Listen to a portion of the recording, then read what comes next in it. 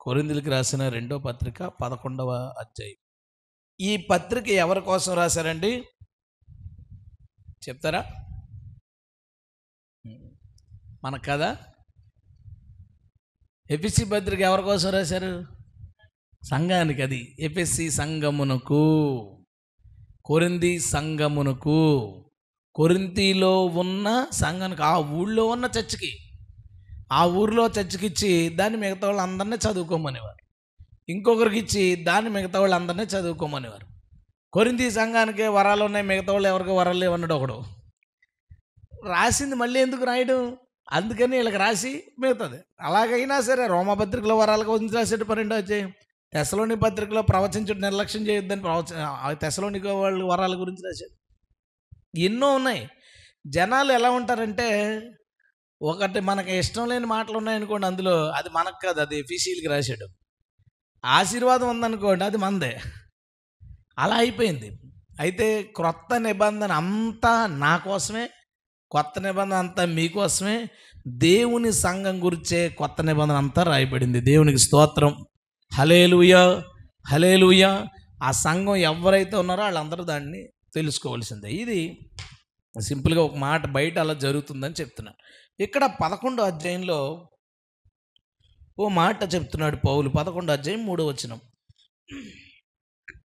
సర్పము తన కుయుక్తి చేత హవ్వను మోసపరిచినట్లు మీ మనస్సులు చెరపబడి క్రీస్తు ఎడలనున్న సరళత నుండి పవిత్రత నుండి ఎట్లయినను తొలగిపోనేమో అని భయపడుచున్నాను అన్నాడు.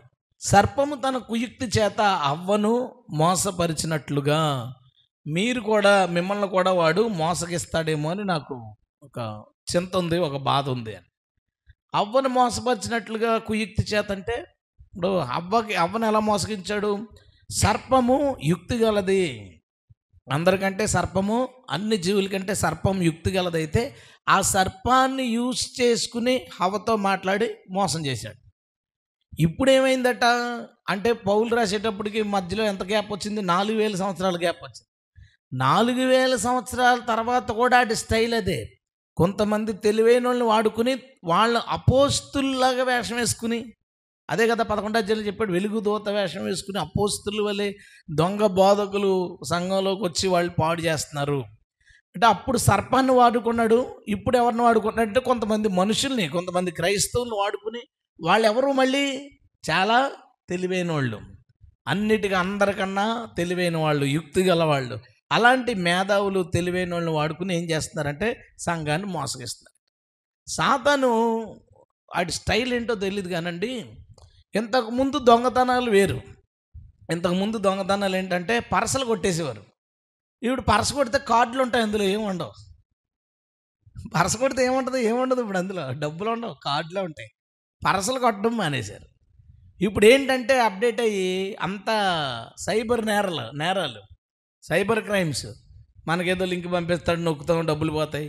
లేదా మనకి డబ్బులు వచ్చినాయి అంటాడు, మీరు డబ్బులు వేయండి వెంటనే మీకు ఇన్ని రెట్లు వస్తాయి అంటాడు. ఇలాగ నేరాల స్టైల్ మారిపోయింది. అంటే మోసగాళ్ళు అప్డేట్ అవుతా ఉన్నారు. సాతాను కూడా అప్డేట్ అవ్వాల. వాడు ఏ స్టైల్లో అయితే ఏదేని తోటలో హవ్వను మోసగించాడో, ఆదాముని మోసగించాడో హవ్వ ద్వారా, అదే స్టైలు ఆదిమ సంఘం, అదే స్టైలు మనకు కూడా. అంత ఓల్డ్ పద్ధతి వాడితే వర్కౌట్ అవదేమో అని మీరు అంటారేమో. అంత ఓల్డ్ పద్ధతిని ఎందుకు వాడుతున్నాడంటే అది మంచి వర్కౌట్ అయ్యే పద్ధతి కాబట్టి వాడికి అది వర్కౌట్ అయ్యింది, వాడు సాధించగలిగాడు. అయితే ఇప్పుడు సంఘాన్ని మోసగించడానికి హవ్వ దగ్గర ఎలాగైతే వీడు మాట్లాడాడో, ఎలాగైతే ఆలోచించాడో, ఎలాగైతే ట్రాప్ చేశాడో, అదే విధంగా నేటి సంఘాన్ని కూడా వాడు ట్రాప్ చేస్తాడట. అందుకని మనం ఏం చేద్దామంటే, ఇప్పుడు అసలు హవ్వని ఎలాగ మోసగించాడు దాన్ని మనం స్టెప్ బై స్టెప్ చూస్తుండగా వాడు ఇప్పుడు కూడా అదే పద్ధతి వాడుతున్నాడా, అందులో మనం కూడా ఏమైనా ట్రాప్లో పడ్డామా, మనం కూడా ఏమైనా, మనల్ని కూడా వాడు ఏమైనా సైడ్ చేశాడా అనే విషయాన్ని తెలుసుకోవడానికి ప్రయత్నిద్దాం. దేవుడు మనతో మాట్లాడును గాక. మనం ఏం చేద్దామంటే ఒకసారి అసలు అక్కడ ఉన్న మాట చదువుదాం. అంటే చాలా సింపుల్. అక్కడ అంత పెద్ద మ్యాటర్లు కనబడడానికి 2-3 వచనాలు ఉంటాయి, ఇంత డిస్కషను. దాన్ని మనం చూడడానికి ప్రయత్నిద్దాం. మూడో అధ్యాయం మొదటి వచనం. దేవుడైన యెహోవా చేసిన సమస్త భూజంతుల్లో సర్పము యుక్తి గలదై ఉండెను. అది ఆ స్త్రీతో, ఇది నిజమా? ఈ తోట యొక్క చెట్లలో దేని ఫలములను మీరు తినకూడదని దేవుడు చెప్పెనా అని అడిగితే, అందుకు స్త్రీ, ఈ తోట చెట్ల ఫలములను మేము తినవచ్చును, అయితే తోట మధ్యనున్న చెట్టు ఫలములను గూర్చి దేవుడు మీరు చావకున్నట్లు వాటిని తినకూడదనియు వాటిని ముట్టకూడదనియు చెప్పెనని సర్పముతో అనెను. అందుకు సర్పము, మీరు చావనే చావరు, ఎలయనగా మీరు వాటిని తినదినమున మీ కన్నులు తెరవబడిననియు మీరు మంచి చెడ్డలను ఎరిగిన వారై దేవతల వలె ఉందిరనియు దేవునికి తెలియనని స్త్రీతో చెప్పగా, స్త్రీ ఆ వృక్షము ఆహారమునకు మంచిదియు కన్నులకు అందమైనదియు వివేకమిచ్చు రమ్యమైనదై ఉండుట చూచినప్పుడు ఆమె దాని ఫలముల్లో కొన్ని తీసుకుని తిని తనతో పాటు తన భర్తకు ఇచ్చెను, అతడు కూడా తినెను. ఇది ఏదైనా తోటలో సర్పము మోసగించిన స్టైల్.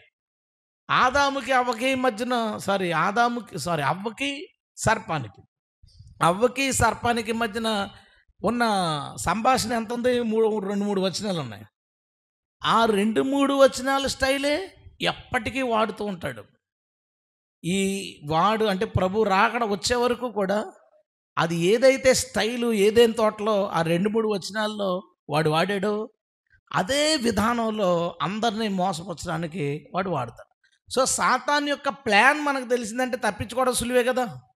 కాబట్టి ఈరోజు మనం ఏం చేద్దామంటే అసలు సాతాన్ యొక్క ప్లాన్ ఏంటి, ఆ మాటలు ఇప్పుడు తరానికి ఏం చెప్తున్నాయి, ఎప్పటి వాళ్ళము వాడి వల నుంచి తప్పించుకోవడానికి ఎలాంటి జాగ్రత్త తీసుకోవాలి, ఇలాంటి వాటి అన్నిటి గురించి దేవుడి రోజు మనతో మాట్లాడునుగాక. హల్లెలూయా, స్తోత్రం చెప్తాను. ఒకసారి ఆదికాండం 3వ అధ్యాయం. దేవుడైన యెహోవా చేసిన సమస్త భూజంతువుల సర్పము యుక్తి గలదై ఉండెను. సో అప్పటి నుంచి ఇప్పుడు దాకా యుక్తి గల వాళ్ళే అడిగి కావాలి. ఎలా మోసగిస్తున్నాడు ప్రజల్ని? ఇది నిజమా? ఏమన్నాడండి? ఇది నిజమా? ఆగిపోండి. ఫస్ట్ విషయం అదే, ఇది నిజమా.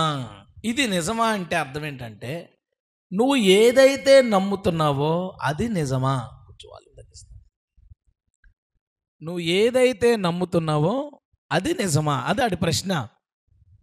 సాతాను నేటి వరకు కూడా సంఘాన్ని పాడు చేయడానికి వాడు చేసే మొదటి ప్రయత్నం ఏంటో తెలుసా? మనం ఏదైతే నమ్ముతున్నామో అనగా మన విశ్వాసాన్ని వాడు ప్రశ్నిస్తాడు. ఇది నిజమేనా? నిజంగానే దేవుడు చేసిన వాగ్దానాన్ని నెరవేరుస్తాడంటవా? నిజంగానే ప్రార్థన వింటున్నాడా మన దేవుడు? ఇది నిజమేనా? నిజంగానే దేవుడు నన్ను లేవనెత్తుతాడా? నిజంగానే దేవుడు ఈ రోగం నుంచి నన్ను స్వస్థపరుస్తాడా? అసలు నిజంగా దేవుడు మన మధ్యన ఉండి విన్నాడా? క్రైస్తవులు ఎంతోమందిలో వచ్చే ప్రశ్నలు.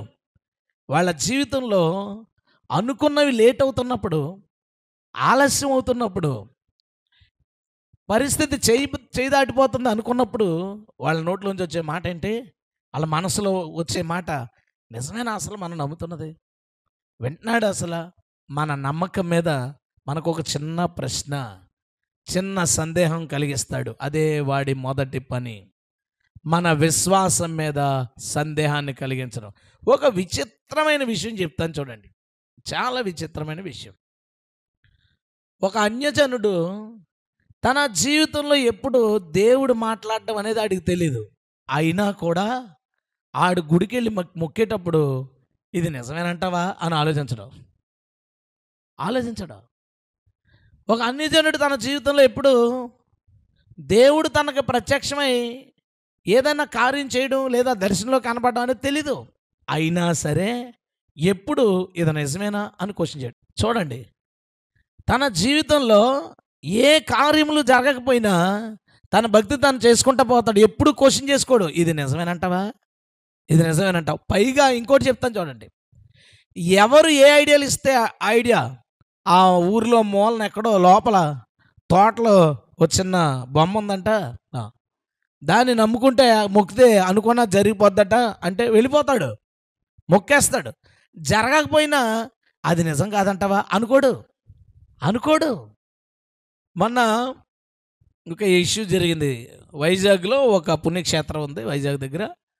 అక్కడ క్యూలో టికెట్లు తీసుకుంటున్నారు. దర్శనానికి అనుకుంటా. టికెట్లు తీసుకుంటుంటే ఈ కొంచెం వర్షం అది వచ్చింది కదా! దీనికి ఓ పెద్ద గోడ పడిపోయింది ఆ టికెట్లు తీసుకునేవాళ్ళ మీద. 7 స్పాట్‌లో చచ్చిపోయారు. చిన్నపిల్లలు, స్త్రీలు. నాకు అర్థమవుతుందండి, న్యూస్ ఎప్పుడు చెప్పినా సరే అందులో 2 చిన్నపిల్లలు ఉన్నారు. అందులో 3 స్త్రీలు ఉన్నారు. మగోళ్ళు ప్రాణాలు కదా అయ్యే. ఎప్పుడు అది చెప్తారండి. పురుషులు అది లెక్కలేదు జనాలకి. పోనీ మరి ఇది ఎందుకో తెలీదు. పోన్లేండి ఏదో ఒకటి చేసాం. అయితే అప్పుడు కూడా విచిత్రం. అప్పుడు కూడా ఇక్కడ ఈ పనులు జరుగుతున్నాయి. అక్కడ లైన్‌లో ఉండి వీడు లైన్‌లోనే ఉన్నాడు ఆడు. క్వెషన్ చేసుకోలేదు. నేను నమ్ముతున్నా నిజమేనా? ఇక్కడే ఉండి, ఇక్కడే దేవుడి దర్శనం అనుకుంటే, ఇక్కడే ఇలా జరిగిందేంటి? గుళ్ళో కూడా కాపాడలేదేంటి అని ఎవడ క్వెషన్ చేసుకోడు. గట్టిగా అంటే ఏమనుకుంటాడంటే, గుళ్ళో చచ్చిపోయాడు రా అదృష్టవంతులు అనుకుంటారు. అనుకుంటారు అలాగా. కానీ ఒక క్రైస్తవుడు, వాడు దేవుణ్ణి చూశాడు. దేవుడు మాట్లాడడం తెలుసు వాడికి. లేదా కనీసం ఆ చుట్టుపక్కల ఎవరి ద్వారానో విన్నాడు. ఎవరో నాతో దేవుడు మాట్లాడేది విన్నాడు. ఎన్నో సాక్ష్యాలు విన్నాడు. ఇలాంటి పరిస్థితుల్లో దేవుడు నన్ను కాపాడాడు, ఈ విధంగా దేవుడు నా జీవితంలో అద్భుతం చేశాడు అని చెప్పడం మనం అందరం విన్నాం. ఇన్ని జరిగినా, ఇన్ని విన్నా మనకి మాత్రం ఏదైనా పని జరగకపోతే, లేదా అకస్మాత్తుగా ఎవరైనా ఏదైనా చచ్చిపోవడమో, ఏదైనా నష్టమో జరిగిందంటే వెంటనే వచ్చేది క్వశ్చన్, ఏంటి ఇదంతా నిజమేనా? మనం నమ్ముతున్న నిజమేనా? పరలోకం ఉందంటావా? వచ్చేస్తుంది జనాలకి. మొన్న మీటింగ్లో ఒక అబ్బాయి లేచి అంటున్నాడు, మొన్న ఆయన ఇలాగా చనిపోయారు కదండి రాజమండ్రి దగ్గర. ఆయన చనిపోయిన దగ్గర నుంచి అందరికీ భయం వచ్చేసిందంట. అంటే ఒక్క చావుతో అందరికీ భయం వచ్చింది. అందరికీ భయం వచ్చిందంట. అక్కడ 7 గోడ కూలిపోయి చచ్చిపోయారు. మళ్ళీ ఇటు పక్కన లైన్ మామూలుగానే ఉన్నారు. ఎందుకు ఇలాగా? వాడి ప్లాను అది. అక్కడి నుంచి ఉన్న ప్లాన్. ఎందుకు అదే ప్లాన్ వర్క్ చేస్తున్నాడో తెలుసు. అది వర్కౌట్ అవుతుంది. మన విశ్వాసాన్ని ప్రశ్నించడం వర్కౌట్ అవుతుంది. అది ఏదన్నా చిన్న జరిగింది, ఏంటండి ప్రార్థన ఫలించట్లేదేంటండి, దేవుడు వింటలేదేంటండి అంటే, అరే 15 సంవత్సరాలు నువ్వు అన్యజనుడిగా ఉన్నావు. 15 సంవత్సరాల్లో ఎప్పుడూ చూడలేదు నువ్వు ఒకటి వింటాం లేదా ఒక సమాధానం ఎప్పుడు చూడలేదు. ఇప్పుడు ఒక నెల, ఒక 2 నెలలు ఏదైనా ఆలస్యమైందంటే వెంటనే ప్రశ్న వచ్చేస్తుంది మన విశ్వాసానికి. జాగ్రత్త. నీ విశ్వాసాన్ని ఎప్పుడు వాడు ప్రశ్నిస్తూ ఉంటాడు. నువ్వు చేయాల్సిన పని ఏంటో తెలుసా? గుడ్డిగా మన దేవుని నమ్ముట. హల్లెలూయా. ఆయన కన్నా గొప్పవాడు, బలవంతుడు, ఇట్టి దేవుడు, ప్రజలకు సమీపంగా ఉండే ఇట్టి దేవుడు అసలు లోకంలోనే లేడు. హల్లెలూయా. అందుకే ఎఫెసీయులకు రాస్తూ పౌలు ఎలా అంటాడు, మీరు ఒకప్పుడు లోకమందు దేవుడు లేనివారును అంటాడు. అలాగే లోకంలో దేవుడు లేడు ఒకప్పుడు. మనకిప్పుడు లోకంలో దేవుడు ఉన్నాడు. పరలోకంలో దేవుడు ఉండడం కాదు. ఎక్కడున్నాడు దేవుడు? మన దగ్గరే. మన ఉన్న లోకంలోనే, మనతోనే, మన మధ్యన దేవుడు ఉన్నాడు. హల్లెలూయా. ఎప్పుడు నీ విశ్వాసంలో నీకు సందేహం రానియొద్దు. ఎందుకంటే అది పోయిందా, అయిపోయేవే. పౌలు ఏమన్నాడు? నా పరుగు తుదముట్టించితిని, నా విశ్వాసమును కాపాడుకుంటేనే. అది చాలా ముఖ్యం. ఎందుకంటే ఎన్నోసార్లు ట్రై చేసి ఉంటాడు సాతాను గాడు పౌల్ని. నీ ఆరోగ్యం అలా ఎందుకుంది? దేవుడు నిన్ను చూస్తున్నాడు. అసలు ఏంటి దెబ్బలేంటి, ఈ కొరడా దెబ్బలేంటి, జైలు శిక్షలేంటి, ఈ అడవి సముద్రం మధ్యలో చావు బతుకుల మధ్య పోరాటం ఏంటి, ఇంత సేవ చేస్తుంటే అసలు నువ్వు సేవ చేస్తున్న దేవుడు ఉన్నాడంటావా? ఎన్నోసార్లు ప్రశ్నించడానికి ప్రయత్నించుంటాడు. పౌలు ఏం చేసి ఉంటాడంటే సింపుల్గా కాలు కింద వేసి తొక్కేసి ఉంటాడు ఆ థాట్ని. దేవుని స్తోత్రం. కాబట్టి మాట్లాడుతుంది, ఏంటి అవునా అని. పౌలు ఏం చేస్తాడు? దాని ముందు రా అని చెప్పి కాలు కింద చెతకదొక్కుతాడు. దేవుని స్తోత్రం. మనందరూ చేయాల్సిన పని అదే. నీ విశ్వాసాన్ని ప్రశ్నించినప్పుడు నీవు చేయాల్సిన పని అదే. నీ విశ్వాసాన్ని ప్రశ్నించాడా, కాలు కింద వేసి తొక్కంతే. ఎందుకంటే మనం గుడ్డిగా నమ్మలా, ఎవరో చెప్పారని నమ్మేలేదు. మన దేవుడు మనల్ని దర్శించడం మనం చూసాం. మన దేవుని శక్తిని మనం అనుభవించాం. మన దేవుని ప్రభావాన్ని అనుభవించాం. మన దేవుడు మనల్ని ఆవరించి ఉండుట అనుభవించాం. హల్లెలూయా. ఎలాంటి ఆశ్చర్య కార్యాలు చూసాము, ఎలాంటి అద్భుతాలు విన్నాం. మనం అన్ని చూసిన మనం ఎప్పుడు కూడా మళ్ళీ మారు ఆలోచన రానివద్దు. నీ జీవితంలో ఒక భయంకరమైన ఇన్సిడెంట్ జరిగిపోని, ఉన్నదంతా ఒకేసారి నువ్వు నష్టపోతే నష్టపోని, అప్పుడు ఏం చేయాలి మనం? యెహోవా ఇచ్చెను, యెహోవా తీసుకుపోను, ఆయన నామమునకు స్తోత్రము కలుగును గాక, హల్లెలూయా. అంతే తప్ప ఏంటి ఇలా జరిగింది, దేవుడు లేడేమో, మనం అలా నేసుకుంటున్నామేమో, మనం అలా ఊహించేసుకుంటున్నామేమో, వద్దొద్దు, అస్సలు ఆలోచించకు. నీ విశ్వాసాన్ని ప్రశ్నిస్తాడు వాడు. ఇది నిజమా? నువ్వు నమ్ముతున్నది నిజమా? ఆ వాగ్దానం జరుగుతుందా? అది నీకు నెరవేరుతుందా? అది ఆలస్యం అయ్యే కొద్దీ నీ మనసులో రకరకాల ప్రశ్నలు పుట్టించడానికి ప్రయత్నిస్తాడు. మన మనసే ఏదైనా తోట, మన ఇల్లే ఏదైనా తోట. ఇంట్లో ఎవరినన్నా వాడుకుంటే ఇల్లే ఏదైనా తోట. చర్చిలో ఎవరినన్నా విశ్వాసం వాడుకుని నువ్వు చేతనం అసలు విన్నాడా లేదా దేవుడు అన్నాడంటే ఏదైనా తోట చచ్చే పాము ఎవరంటే ఆ పక్కనవిడే.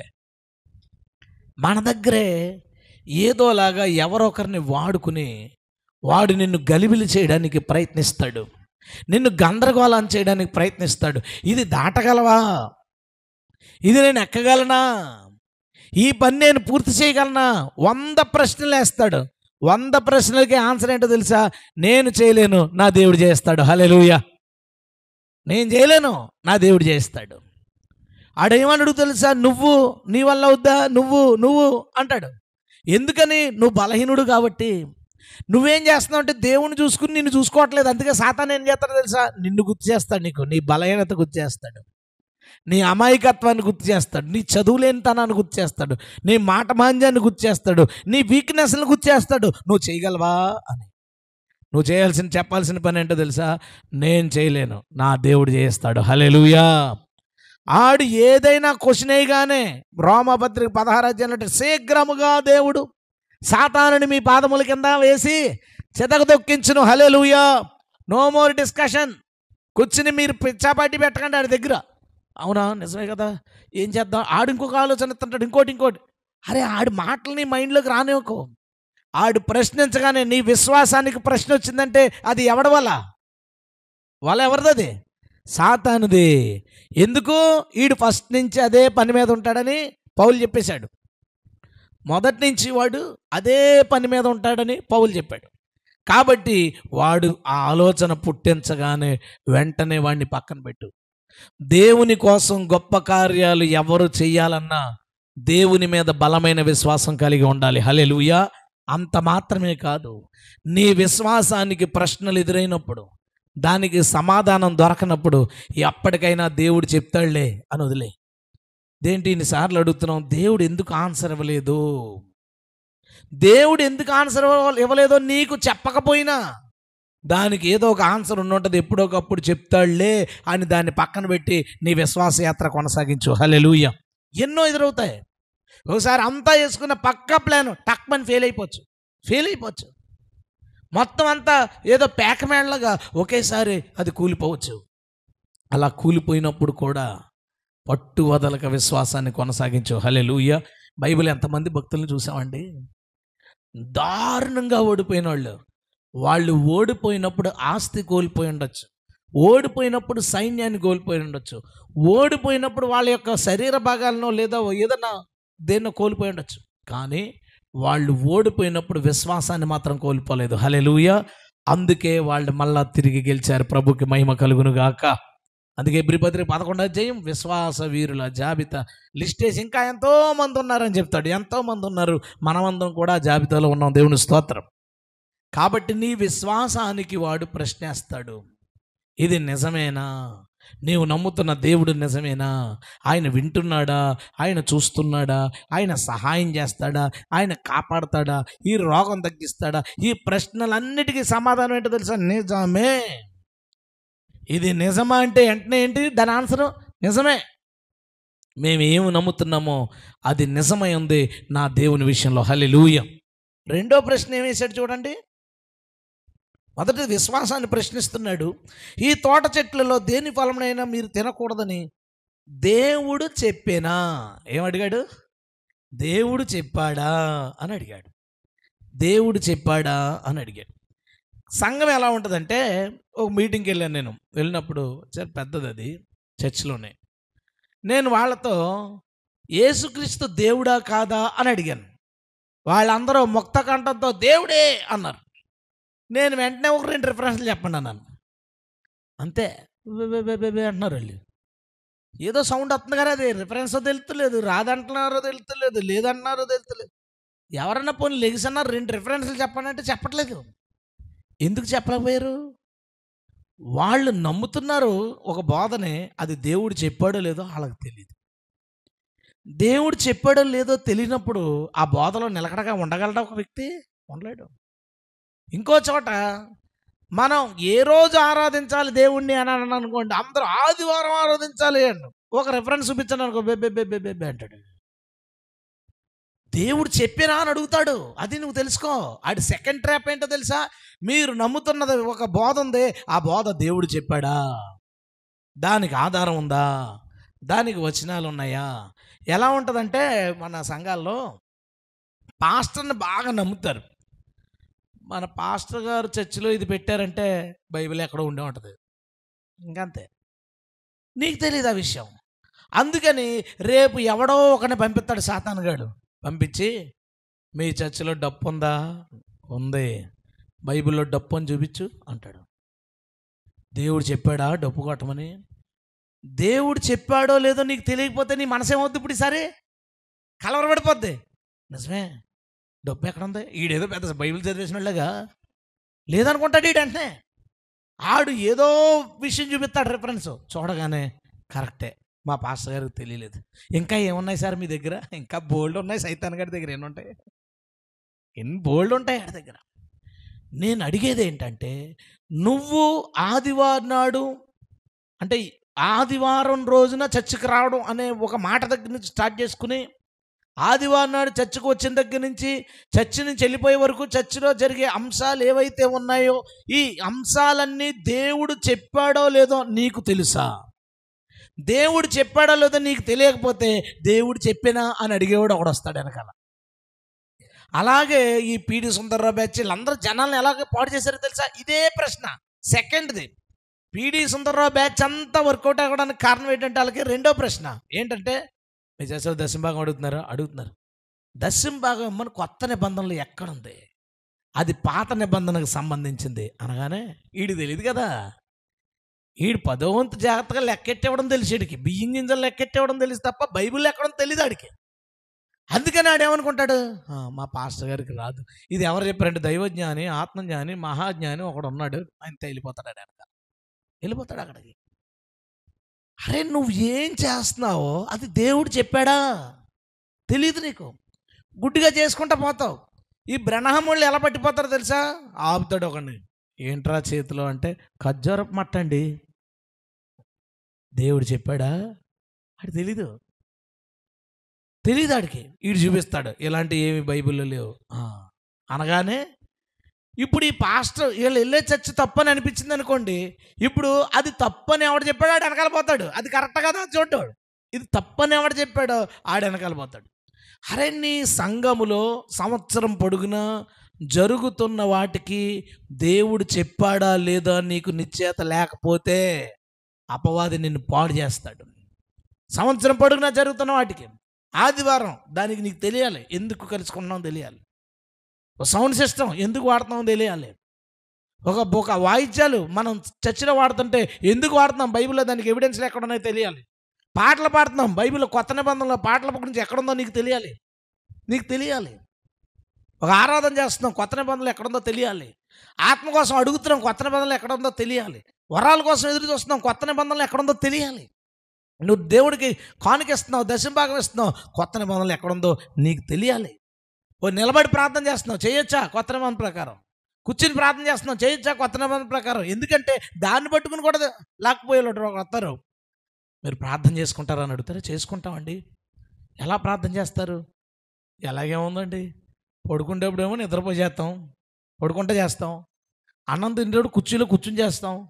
ప్రయాణంలో డ్రైవ్ చేసేటప్పుడు బండి మీద కూర్చొని ప్రార్థన చేస్తాం. ఇంట్లో మోకరించినప్పుడు మోకాళ్ళు వేసి ప్రార్థన చేస్తాం. ఎవరన్నా వెళ్తున్నాం దారిలో వచ్చి ప్రార్థన చేయమంటే నిలబడి ప్రార్థన చేస్తాం. అనగానే నిలబడి ప్రార్థన చేయమని దేవుడు చెప్పాడా? వీడికి తెలియదు ఆ విషయం. నిలబడి చేయమని దేవుడు చెప్పాడా? మోకాళ్ళు వేయాలి. యేసు ఏదైనా తోటలోకి వెళ్ళి మోకాళ్ళుని చూపిస్తాడు ఒకటే, తర్వాత వారు మోకాళ్ళుని ఓ రెండో మూడో చూపిస్తాడు మోకాళ్ళుని అనేది.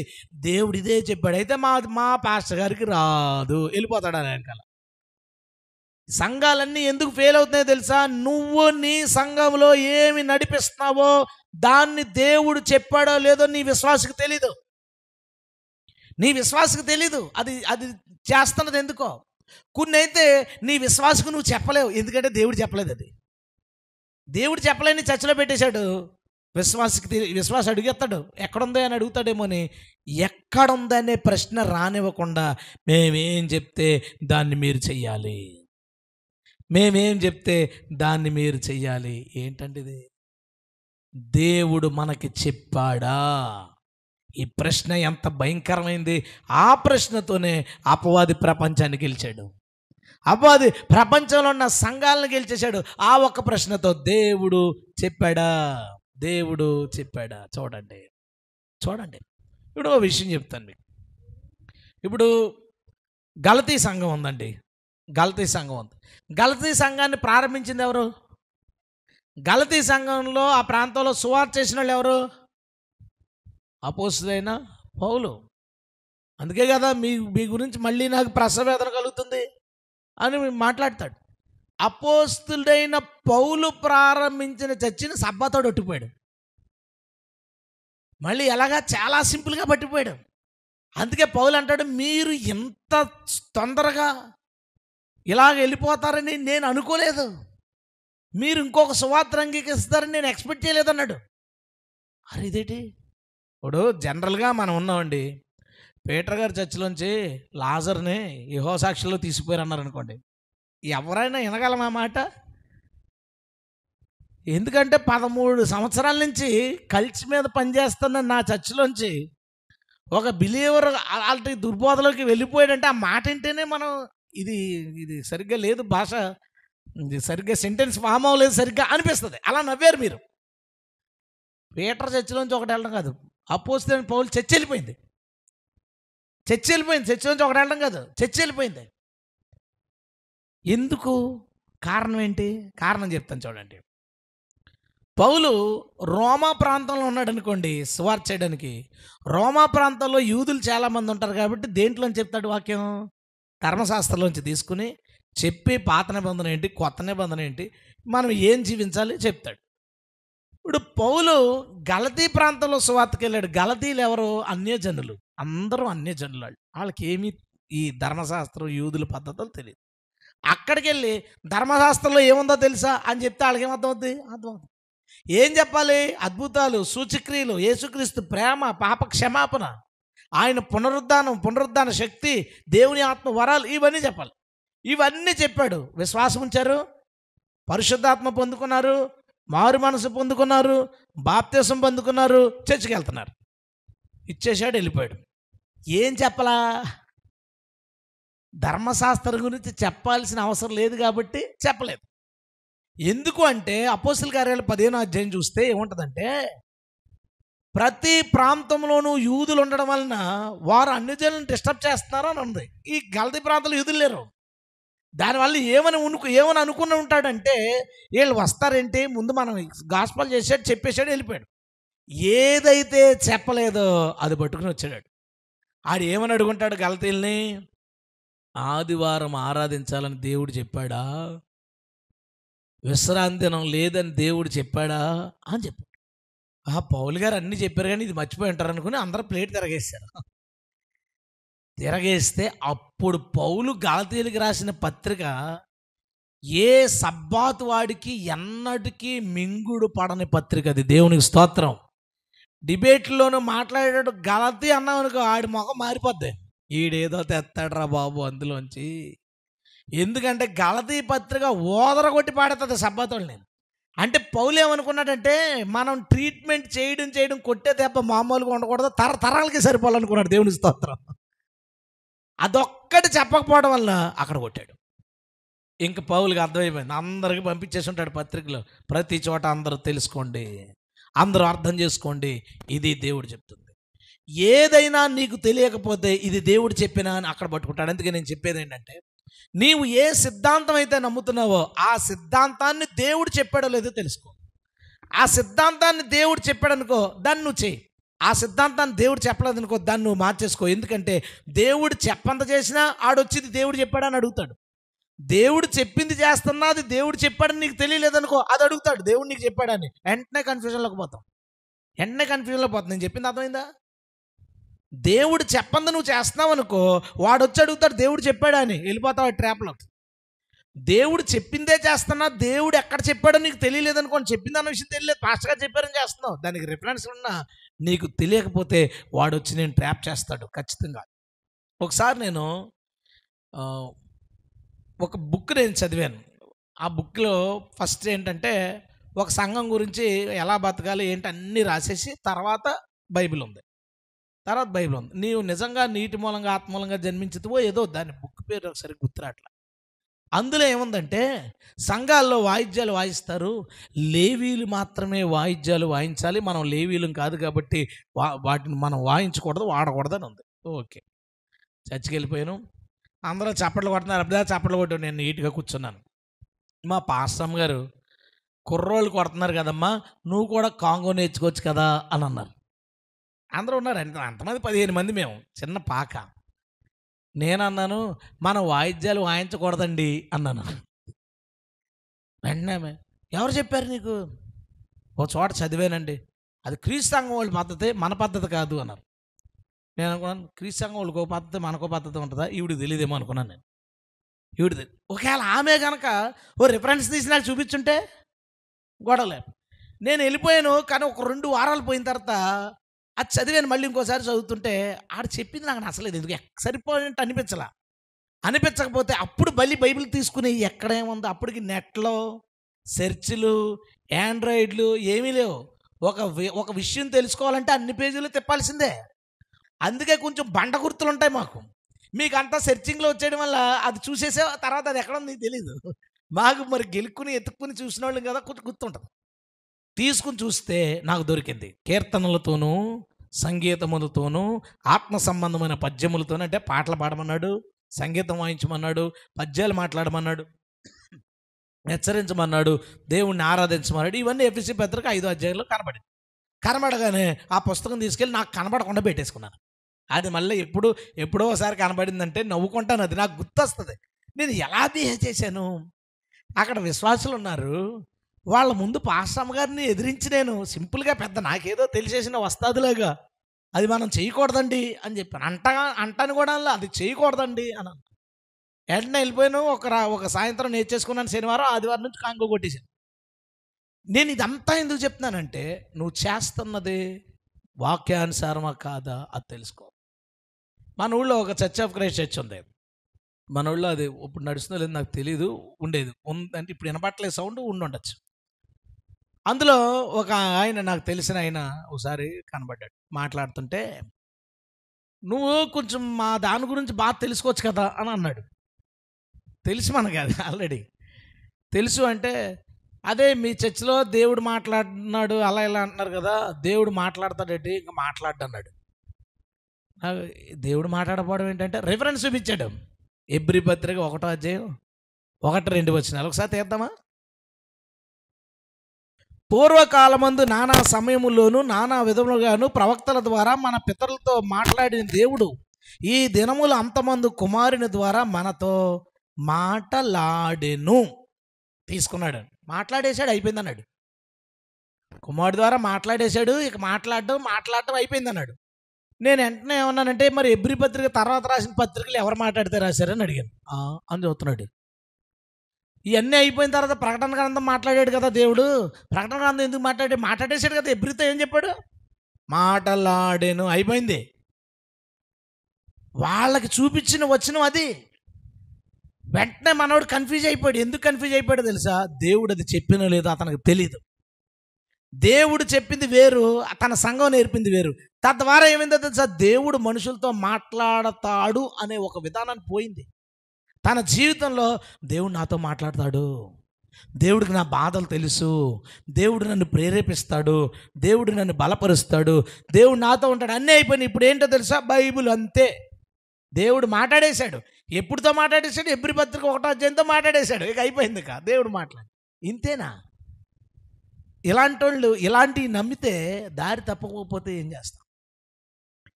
దారి తప్పకపోతే మనం ఏం చేస్తాం? ఏమైపోతాం? ఆలోచించండి ఒకసారి. నిన్న ఒక వీడియో పంపించాడు ఒక బ్రదర్. పంపిస్తే ఆ కూర్చున్నవాడు చాలా దరిద్రంగా మాట్లాడుతున్నాడు, చాలా వరస్ట్గా మాట్లాడుతున్నాడు. నేను అనుకుంటున్నాను ఆర్ఎస్ఎస్ వాడేమో. ఎందుకంటే ఏమంటున్నాడంటే, నీ కొడుకొని అభ్యంతరం పడితే తీసి పాడేయమన్నాడు. కన్ను ఇచ్చినోడు కన్ను తీసి పాడేయమంటాడు ఎవడన్నాను, అటు తీసి పాడేయమంటున్నాడు. మళ్ళీ కుడుకొని అభ్యంతరం పడితే అంటే ఏ కుడుకొని ఒకవైపు ఎడంకొని ఒకవైపు చూస్తుందా? పోతే రెండు పోతాయి కదా. ఎడం చూసినప్పుడు ఇలా మూసుకుని చూస్తాడు. ఆడి చూడు ఎలా చెప్పాడు అంటున్నాడు. యేసుక్రీస్తుని ఇలా మాట్లాడరా ఎవరు? చూస్తే వెనకాల యవనస్తుల కోడిక, స్త్రీల కోడిక, ఇలా కొన్ని వెనకాల ఫ్లెక్సీ మీద చిన్న చిన్న మొక్కలు కనబడుతున్నాయి.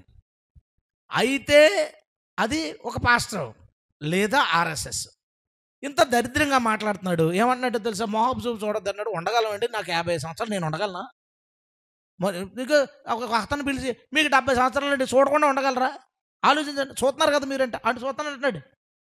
పక్కన వాళ్ళందరూ నవ్వుకున్నారు.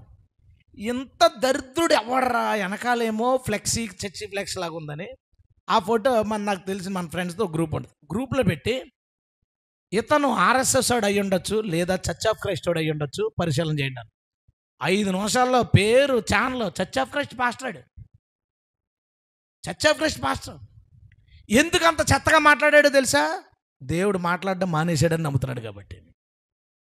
మళ్ళీ వీళ్ళందరి దగ్గరికి వెళ్ళి ఏం చెప్తారు తెలుసా? మాకంటే నిజాయితీ కలిగిన సంఘం, నిజమైన సంఘం, వాక్యానుసారమైన సంఘం, దేవుడు ఏం చెప్తే మేము అదే చెప్తాం, దేవుడు ఏం చెప్పొద్దు అది మనత్తం అంట. సరే ఓ మాట అడుగుతాను, వాయిద్యాలు వాయించొద్దు, ఒక రిఫరెన్స్ చూపించావు, మేము ఇవన్నీ తగలడేస్తాను నేను, ఉండదు. నువ్వెందుకు చెప్పావు మళ్ళీ అది? మన చుట్టూ ఇలాంటి రాబందులు తిరుగుతాయి. నిజంగా రక్తం ఉడికిపోయింది అతను చూసి. అయితే నేను ఈ మీటింగ్స్లో ఉన్నాను, మీటింగ్స్ మధ్య జరిగింది. రేపు నుంచి మన వాడి మీద వేస్తాం కాన్సన్ట్రేషన్. ఎవడీడు, ఎక్కడి నుంచి వచ్చాడు, ఆడి సంగతి ఏంటి, ఆడి విధానం ఏంటి, యేసుని వాడు వీడు అనే అంత సంగతి ఏంటి. చర్చ్ ఆఫ్ క్రైస్ట్ యేసు ప్రభు అంటే చిన్న చూపు, లెక్కే ఉండదు యేసుక్రీస్తు అంటే. అంత అలా మాట్లాడాడు. ఇవంతా మీకు ఎందుకు చెప్తున్నాను తెలుసా? నీ సిద్ధాంతం ఏదో నీకు తెలుసా? పీటర్ గారు చర్చిలో పెట్టారంటే ఆయన బైబిల్లో చూసే ఉంటాడు. అది చెప్పక నువ్వు ఆ కథ మానే ఈ రోజు నుంచి. దేవుడు ఈ వాక్యం ఎందుకు మనతో మాట్లాడుతున్నాడు? పీటర్ గారు తెచ్చారంటే కరెక్ట్, అది వదిలే. ఎందుకు తెచ్చారో తెలుసుకో. నీకు అర్థం లేదని నన్ను అడుగు. దశంభాగం అడుగుతున్నారు కదండి, ఎందుకు అని అడుగు. పాటలు పాడుతున్నావు, నాకు రిఫరెన్స్ కనపడలేదు, రిఫరెన్స్ చూపించండి అన్నాడు.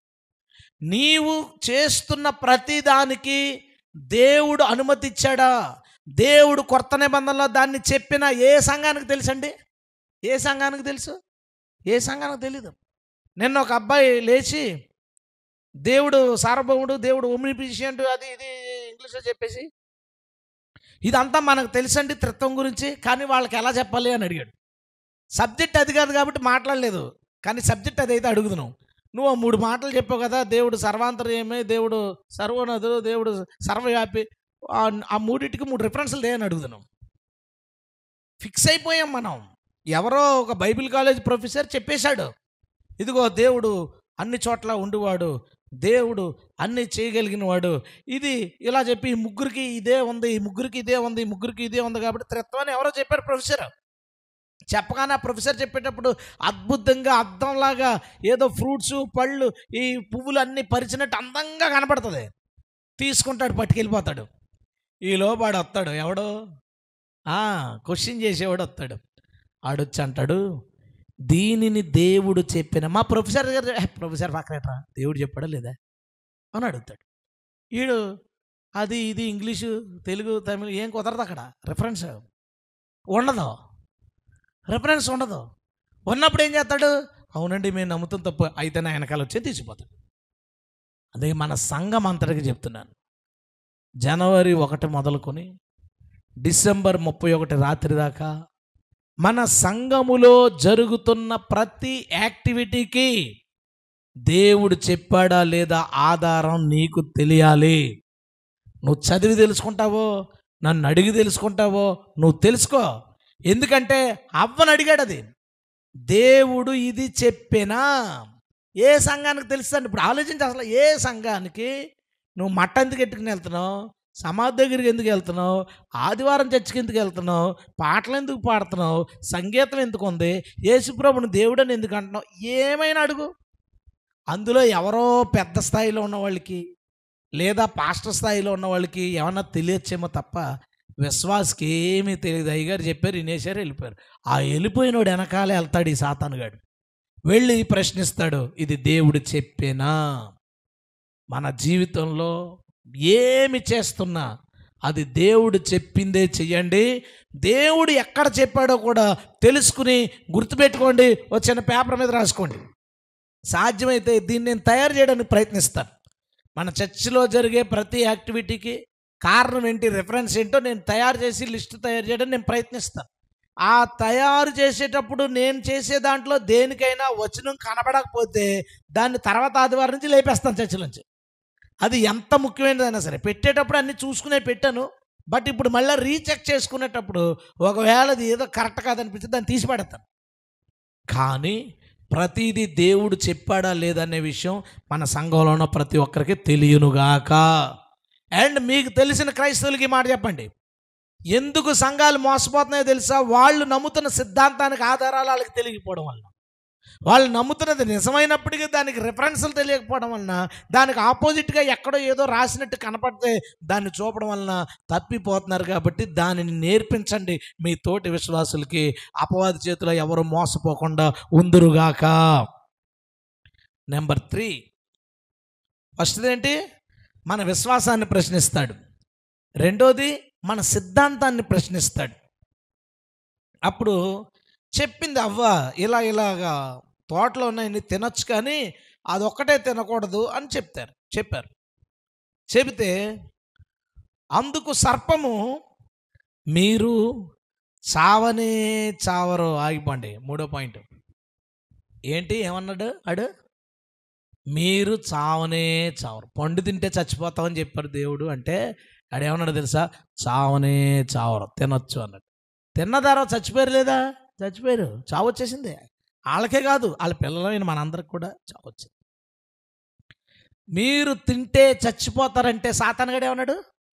చావనే చావరు. బాగుంటుందండి ఈ బోధ ఎలా ఉంటుందంటే, మొన్న క్వశ్చన్ అవర్లో ఒకరు రాశారు ఏమనంటే, ఇలాగా వస్తువుల్ని వదిలేకపోతే వీటికే దేవుడు నరకానికి పంపించేస్తాడా అని రాశారు. అంటే వాళ్ళ చర్చిలో ఏం చెప్పుంటారు? ఏమంటే పాస్టర్ గారు మీరు పెట్టుకుంటున్నాను ఏమవుద్దని. ఏం పర్లేదమ్మా, నువ్వు చావు అని చెప్పుంటారు. నువ్వు చావనే చావు అని చెప్పుంటారు.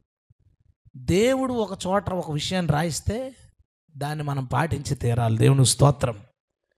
ఎబ్రివేషన్లు చాలా వచ్చినాయి. పాపం అంటే ఏంటి అంటే, పాపం అంటే మనిషి మనసులో పుట్టేది అని ఒకడు అంటాడు. పాపం అంటే దేవుని స్థానంలో మనల్ని మనం పెట్టుకోవడం, అదే పాపం అంటాడు. ఇంకొకడు పాపం అంటే సాతాను నిన్ను రేపుతాడే, అదే పాపం అంటాడు. ఇన్నెందుకు వచ్చినాయిరా? సింగిల్ లైన్ ఆన్సరు, ఆజ్ఞ అతిక్రమణే పాపం. దేవుని స్తోత్రం. ఆజ్ఞ అతిక్రమణ పాపం. ఓకే, మరి చిన్న చిన్న ఆజ్ఞలు కూడా అతిక్రమిస్తే పాపం అయిపోద్దా? దానికి నరకానికి వేసేస్తాడు. అక్కడే రాశాడు, ఆజ్ఞ అతిక్రమణ పాపం, పాపానికి జీతం మరణం. ఇప్పుడు ఇంకా నువ్వు చాలా ఆలోచించేస్తున్నావు. ఒక వ్యక్తిని లాగిపెట్టి ఒకటి కొట్టాం, ఆడికి నొప్పి వచ్చింది కాబట్టి అది పాపం అన్నాం. ఒక వ్యక్తిని తిట్టాం, ఆడికి బాధ వేసింది కాబట్టి పాపం అన్నాం. నిజమేరా, తప్పే చేసాడు, శిక్షించవచ్చు అని. పండు తిన్నారు, ఎవరికి నష్టం? ఎవరికైనా నొప్పి వచ్చిందా? ఇబ్బంది వచ్చిందా? లేదు. పండు తిన్నందుకే చచ్చిపోవాలా? సిలిగా లేదా? ఎస్, నీ దృష్టికి అది చిన్నగా కనబడవచ్చు. దేవుడు తన గ్రంథంలో ఇది వద్దు అని రాస్తే ఆ చిన్నదాన్ని కూడా ఎందుకు చేయలేకపోయావు? చిన్నదే అన్నావు కదా, నువ్వు చిన్నదే అన్నావు కదా. దేవుడే అది వద్దని రాసినప్పుడు ఆ చిన్నదే నువ్వు ఎందుకు చేయలేకపోయావు? ఆ చిన్నది కూడా నువ్వు ఎందుకు చేయలేకపోయావు? అలాగుందండి ఈ రోజుల్లో. ఎలా ఉందంటే, ఆ మాత్రం దానికి దేవుడు నరకాన్ని తీసుకెళ్ళండి. చావో నువ్వు. ఏంటి టీవీ చూస్తే చచ్చిపోతావని చెప్తున్నారు మీ పాస్టర్ గారు. ఎవడా పాస్టర్? ఎప్పటికి అప్డేట్ అవుతారు వీళ్ళు? చావో నువ్వు. బాగుంటుంది ఆ ప్రసంగం, నేను అది వింటానండి. యూట్యూబ్లో ఆయన మెసేజ్లు చాలా బాగుంటాయండి. అస్సలు భయం రాదండి మనకి. ఇంచక్క ధైర్యం వస్తుంది. దేనికి ధైర్యం వస్తుంది? చావడానికి ధైర్యం వస్తుంది. ఆ పని చేసి చావడానికి ధైర్యం వస్తుంది. అసలు ఏం పర్లేదు అంటాడు. ఒక ఆమె వచ్చి అంటది, ఏమండి మా అబ్బాయికి మరి పెళ్ళి కదా, కాళ్ళు కడగాలంటున్నారు, పక్కన కూర్చోవాలంటున్నారు, మరి ఎలాగండి, లేకపోతే మరి కుదరదు, వాడేమో దేవుణ్ణి నమ్ముకోలేదు, మరి ఏం చేయాలంటే ఆ పాస్టర్ గారు అంటారు, ఈ ఒక్కసారికే కదమ్మా పర్లేదు, ఎన్నిసార్లు చేస్తాడు పెళ్ళి పిల్లోడికి, ఎన్నిసార్లు చేస్తారండి పిల్లోడికి పెళ్ళి, ఒకసారి చేస్తారు, ఆ ఒకసారి కూడా కాపాడుకోకపోతే ఇంకెందుకు, ఆ ఒకసారే కదా, ఆ ఒకసారి కూడా కాపాడకపోతే ఎందుకు నువ్వు. నిన్న ఒక అబ్బాయి ఫోన్ చేశాడు, ఫోన్ చేసి వాళ్ళ నాన్నగారు, పెద్ద అతనే ఫోన్ చేసిన అతను, వాళ్ళ నాన్నగారు చనిపోయారన్న, ఇలాగా తలకూరు పెట్టమంటున్నారు, ఏం చేయను అని అడిగాడు. నేను అన్నాను, ఇప్పుడు శవాన్ని కాల్చడం అనేది సబ్జెక్ట్ కాదు, అదేం పెద్ద మ్యాటర్ కాదు, దానివల్ల సమస్య కాదు, కానీ దాని తర్వాత చాలా తంతులు ఉంటాయి, పిండాలు పెట్టడాలు, పూజలు చేయడాలు, విగ్రహాల దగ్గరకు వచ్చేది, దీంట్లో మిగతా దాంట్లో ఏం లేదు, మనం ఏదో ఒకటి ఏదైనా చచ్చిపోతే తగలేడేస్తాం కదా, పేపర్లు తగలేడేస్తాం, చెత్త తగలేడేస్తాం, అలా బాడీ ఏమి లేదు, ఇక అయిపోయింది, తగలబెట్ట, అది మ్యాటర్ కాదు, తగలబెట్టడం గురించి కాదు, వీటి గురించి నువ్వు కనుక్కో, వాటి గురించి మాత్రం చేయమంటే మాత్రం చేయనని చెప్పాను. కాసేపు నాకు ఫోన్ చేసి, ఈ ఒక్కసారికే కదా, ఈ ఒక్కసారికే చెయ్యి, ఈ ఒక్కసారికే గుండు గీసుకుంటున్నారు అని అంటే, ఎన్నిసార్లు చచ్చిపోతాడు డాడీ, తండ్రి ఎన్నిసార్లు చచ్చిపోతాడు, ఒకసారి, ఆ ఒకసారి ప్రూవ్ చేసుకో, నువ్వు ఏది ఇబ్బంది లేదో దాన్ని చెయ్యి. కోడాలు తెలిసిన వాళ్ళు చచ్చిపోరు, కోడ వెళ్తే ఏమైపోదాం, మన వాళ్ళు దోమను వడగట్టు ఒంటిని మింగినట్టు, తప్పు కాని వాటికి పెద్ద తప్పులు అన్నట్టు దూరంగా ఉండి, తప్పులైనట్టుని ఏం పర్లేదు, దేవుడు ఏమండవు. ఒకడు అంటాడు, మా పెళ్ళిలో అన్ని ఆచారాలు ఏమి లేవండి, ఒక్క తాళి మాత్రం తప్పదంటున్నారండి. ఎన్నాళ్ళు పాస్టర్ గారు, ఇది ఒకటే కదా, ఏం పర్లేదు. ఈలోపు నాలంటాడు ఎవడన్నా, ఎందుకు రాలంటే పని, విగ్రహం సంబంధించింది, దేవుడు తీర్పులోని తీసుకొస్తారంటే, పీటర్ అని ఒకడు ఉన్నాడండి, పెళ్ళిలో తాళి కట్టించుకుంటే నరకాన్ని తీసుకొస్తా, ఎవడన్నాడు, నువ్వు సావనే సావు, నువ్వు చావు. మనం అనుకుంటాం దీనికి దేవుడు శిక్షించేస్తాడా అని. ఇప్పుడు మందసం వాలిపోతుంటే కబుక్కుని పట్టుకున్నాడు, చచ్చాడే చావలేదా. అంతకుముందు నాలాంటి ప్రసంగం చేశాడు అనుకో, రే మందసం ముట్టుకుంటే దేవుడు చంపేస్తాడు అంటే, ముట్టుకుంటే చంపేస్తాడు దేవుడు, అంత చెడ్డాడు దేవుడు అంటాడాడు, దానికే చంపేస్తాడా దేవుడు. ఏంటి అంత ప్రసంగాలు, వీళ్ళంతా క్రైస్తవ్యాన్ని క్లిష్టం చేసేస్తున్నారు, ఓ తాళ్ళు గడేస్తున్నారు, బంధకాలు గడేస్తున్నారు అని అంటాడు. ఆడు అలాగనుకుని ముట్టుకున్న తర్వాత పోయిన తర్వాత ఏం చేస్తావు. వినడానికి కొన్ని అలా సిల్లీగా ఉంటాయి, సింపుల్గా ఉంటాయి. మొన్న ఓ డిస్కషన్ జరిగింది, మేము ఒక 7-8 మంది ఉన్నాం, అందులో ఒకరికి అంత డీప్గా లేదు, దేవుళ్ళో లేడు, బట్ అంత డీప్గా లేడు, ప్రభు నమ్ముకున్నాడు, కానీ కొన్ని రకరకాల ప్రశ్నలు ఉన్నాయి తన మనసులో. అందరం మాట్లాడుకుంటుంటే తను అన్నాడు, ఇప్పుడు డ్రెస్సింగ్ బాగోలేదు, అట్రాక్టివ్గా ఉంది అని అంటే, దానికి నరకానికి వెళ్ళిపోతారా అని అడిగాడు, దానికే నరకాన్ని తీసిపోతాడా అని అడిగాడు. అడిగితే ఆ క్వశ్చన్ ఎందుకు వచ్చిందండి అన్నారంటే, ఎవరు అన్నారంట, పెద్ద ప్రసంగికుడు, అందరు పెద్దవాళ్ళే చెప్తారు, పనికిమాలిన అన్నీ ఎవరు చెప్తారు తెలిసి పెద్దవాళ్ళే చెప్తారు. ఎందుకు పెద్దవాళ్ళు చెప్తారు, ఆ సాతానుగాడి ఓల్డ్ ట్రిక్, యుక్తి గల వాళ్ళ ద్వారానే చెత్త బయటకు వస్తుంది, మంచి కూడా వాళ్ళ ద్వారానే వస్తే రావచ్చు, చెత్త మాత్రం కన్ఫర్మ్గా వాళ్ళ నుంచి వస్తుంది.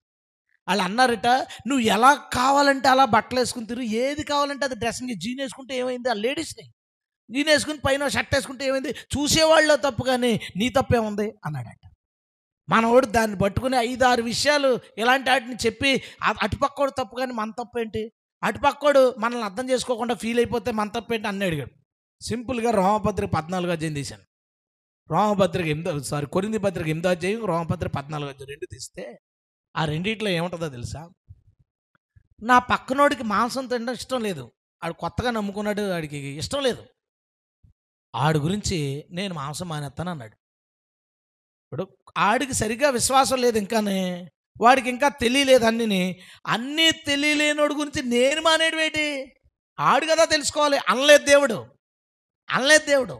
బలహీనుడికి ఇబ్బంది కలిగించకో, అటుపక్కోడు చూపుల్లో వీక్ అనుకుందాం, నువ్వు అలాంటి డ్రెస్ వేసుకోవడం వల్ల ఆడు చూసినోడు తప్పట్నాడు. నేటి పాస్టర్ బైబిల్ ఏం చెప్తుందో తెలుసా, ఆడు చూడడానికి కారకులైన వాళ్ళే తప్పు చేసిన వాళ్ళు. ఇది దేవుని నీతదే, ఏం పర్లేదు, నువ్వు వేసుకో, నువ్వు చావు, ఎవడు పోతాడట, చూసినాడు చేస్తాడట. చూద్దాం ఒకసారి ఆ రిఫరెన్సు. అంటే బైబిల్కి మనుషులకి ఎంత తేడా ఉందో చూడండి. కొరింథీ పత్రిక 8వ అధ్యాయం చూడండి, 11వ వచనంలో, అందువలన ఎవని కొరకు క్రీస్తు చనిపోయాను, ఆ బలహీనుడైన నీ సహోదరుడు, అటుపక్కనోడు ఎవడో బలహీనుడు, ఇటుపక్కనోడు ఎవడో చాలా జ్ఞానం కలిగినవాడు. బలహీనుడైన ఆ నీ సహోదరుడు నీ జ్ఞానం బట్టి నశించును, ఇలాగు సహోదరులకు విరోధంగా పాపము చేయుట వలనను. ఆ బలహీనుడు తప్పు చేయడానికి కారణం వీడైనందుకు ఈయన ఏమన్నాడు దేవుడు, పాపము చేశావు, పాపము చేయుట వలనను మీరు క్రీస్తుకు విరోధంగా పాపము చేయువారగుచున్నారు. కాబట్టి భోజన పదార్థం వల్ల నా సహోదరునికి అభ్యంతరం కలిగిన ఎడల నా సహోదరునికి అభ్యంతరం కలగజేయకుండుటకై నేనెన్నటికీ మాంసము తినను. దేవుని స్తోత్రం. రోమపత్రి 14వ అధ్యాయంలో సహోదరునికి అడ్డమైన ఆటంకమైన కలగజేయకుండా చూసుకో. ఆడికి అర్థం లేదండి, నేనేం చేయను కాదు, ఆడికి అర్థం లేదు, నువ్వు మార్చుకో నీ పద్ధతే. వాడు ఇంకా అంత నాలెడ్జ్లోకి రాలేదు, నువ్వు మార్చుకో. బైబిల్ ఏంటో తెలుసా, బలహీనుల దగ్గర ఆ బలహీనుడిలాగా నువ్వు ఉండి, నేను చాలా గొప్పవాడు, నాకు చాలా తెలుసు, నేను ఎలాగైనా ఉంటాను అని కాకుండా తనకి ఇబ్బంది కలగకుండా ఉండేలాగా నిన్ను మార్చుకోమన్నాడు తప్ప నీ జ్ఞానాన్ని చూసి ఆడి మారే వరకు చూడు అని చెప్పట్లా. ఇది బైబిల్. బయట ఏం చెప్తున్నారు తెలుసా, చూసేవాడు తప్పు, అలాగ అనుకున్నవాడు తప్పు, మనం ఏం చేస్తాం దానికి. చావు అని చెప్తున్న ప్రతి బోధ రేపు సింహాసనం ముందు చంపొచ్చు అన్నాడు అబ్బాయి. ఇప్పుడు బీచ్కి వెళ్ళొద్దని చెప్తున్నారు కదా, ఒక్కోసారి బీచ్కి వెళ్తే ఏంటి తప్పు అన్నాడు. బీచ్కి వెళ్ళడం తప్పుని కాదు ఉద్దేశం, బీచ్కి వెళ్ళడం తప్పుని కాదు. ఎందుకు వెళ్తున్నావు, రీజన్. ఎందుకంటే బైబిల్ ఏమంటుందంటే, వ్యర్థమైన దాన్ని అనుసరించేవాడు బుద్ధి లేనివాడు పరలోకం వెళ్తాడా వెళ్ళడా. దేవుడు బుద్ధి లేని వాళ్ళు కూడా పరలోకం వెళ్తాడంటే ఇంక మనం ఏం చేయలేం. దేవుడు రాకడలో విడవబడినోడి పేరు పెట్టిందేంటి, బుద్ధి లేని కన్యకలు. విడవబడిన వాళ్ళకి పెట్టిన పేరే బుద్ధి లేక ఉండిపోయారు వాళ్ళు, బుద్ధి లేని కన్యకలు. వ్యర్థమైన దాన్ని అనుసరించాడు బుద్ధి లేనివాడు ఉంది కదా, దానికి ఏంటి, ఏదైనా పని ఉందా వెళ్ళొచ్చు, ఉపయోగం ఉందా వెళ్ళొచ్చు, షూటింగ్ ఇల్లు, బాప్తిసాల ఇల్లు, లేదా ఇంకొక ఏమైనా పని ఉంది అక్కడే వ్యాపారం, అక్కడే ఏదో ఉద్యోగం, అక్కడే సంపాదన ఇల్లు, మిగతా దానికి ఎందుకు వెళ్ళాలి అని అడిగారు. అడిగితే ఎందుకు వెళ్ళకూడదు అన్నాడు. సో ప్రాక్టికల్గా ఆలోచిద్దాం. సముద్రం ఉంది, మొన్నడానికి 1000 మంది వెళ్ళారనుకో, 1000 మందిలో ఒకడన్నా చచ్చిపోతాడు, అవునా కదా, చచ్చిపోతాడు. సో చావు దాగి ఉంది అక్కడ. నెంబర్ 2, చాలామంది క్రైస్తవులకి దెయ్యాలు ఎక్కడ పడతాయో తెలుసా, అక్కడే పడతాయి. ఎందుకు అక్కడ పడతాయి తెలుసా, దురాత్మ ఎప్పుడు బలంగా పనిచేస్తుంటే ఒక టైంలో ఎక్కువ పూజలు జరుగుతాయి చూసారా, ఎక్కువ పూజలు జరిగేటప్పుడు జనాలందరూ ఈ చీకటి ప్రభావాన్ని హెచ్చించడం వలన వాడు చాలా బలంగా పనిచేస్తాడు. ఇది గుర్తుపెట్టుకో. మీ ఏరియాలో గుడి ఉంటే మనకు సమస్య కాదు, ఆ గుళ్ళో ఎక్కువ పూజలు జరుగుతున్నప్పుడు ఇంట్లో బలంగా ప్రార్థన చేయి. ఎందుకంటే వాడు చాలా బలం పొందుకున్నట్టుగా, వాడు ఇంత సపోర్ట్ నాకు ఉందన్నట్టుగా మన మీద అటాక్ చేస్తాడు.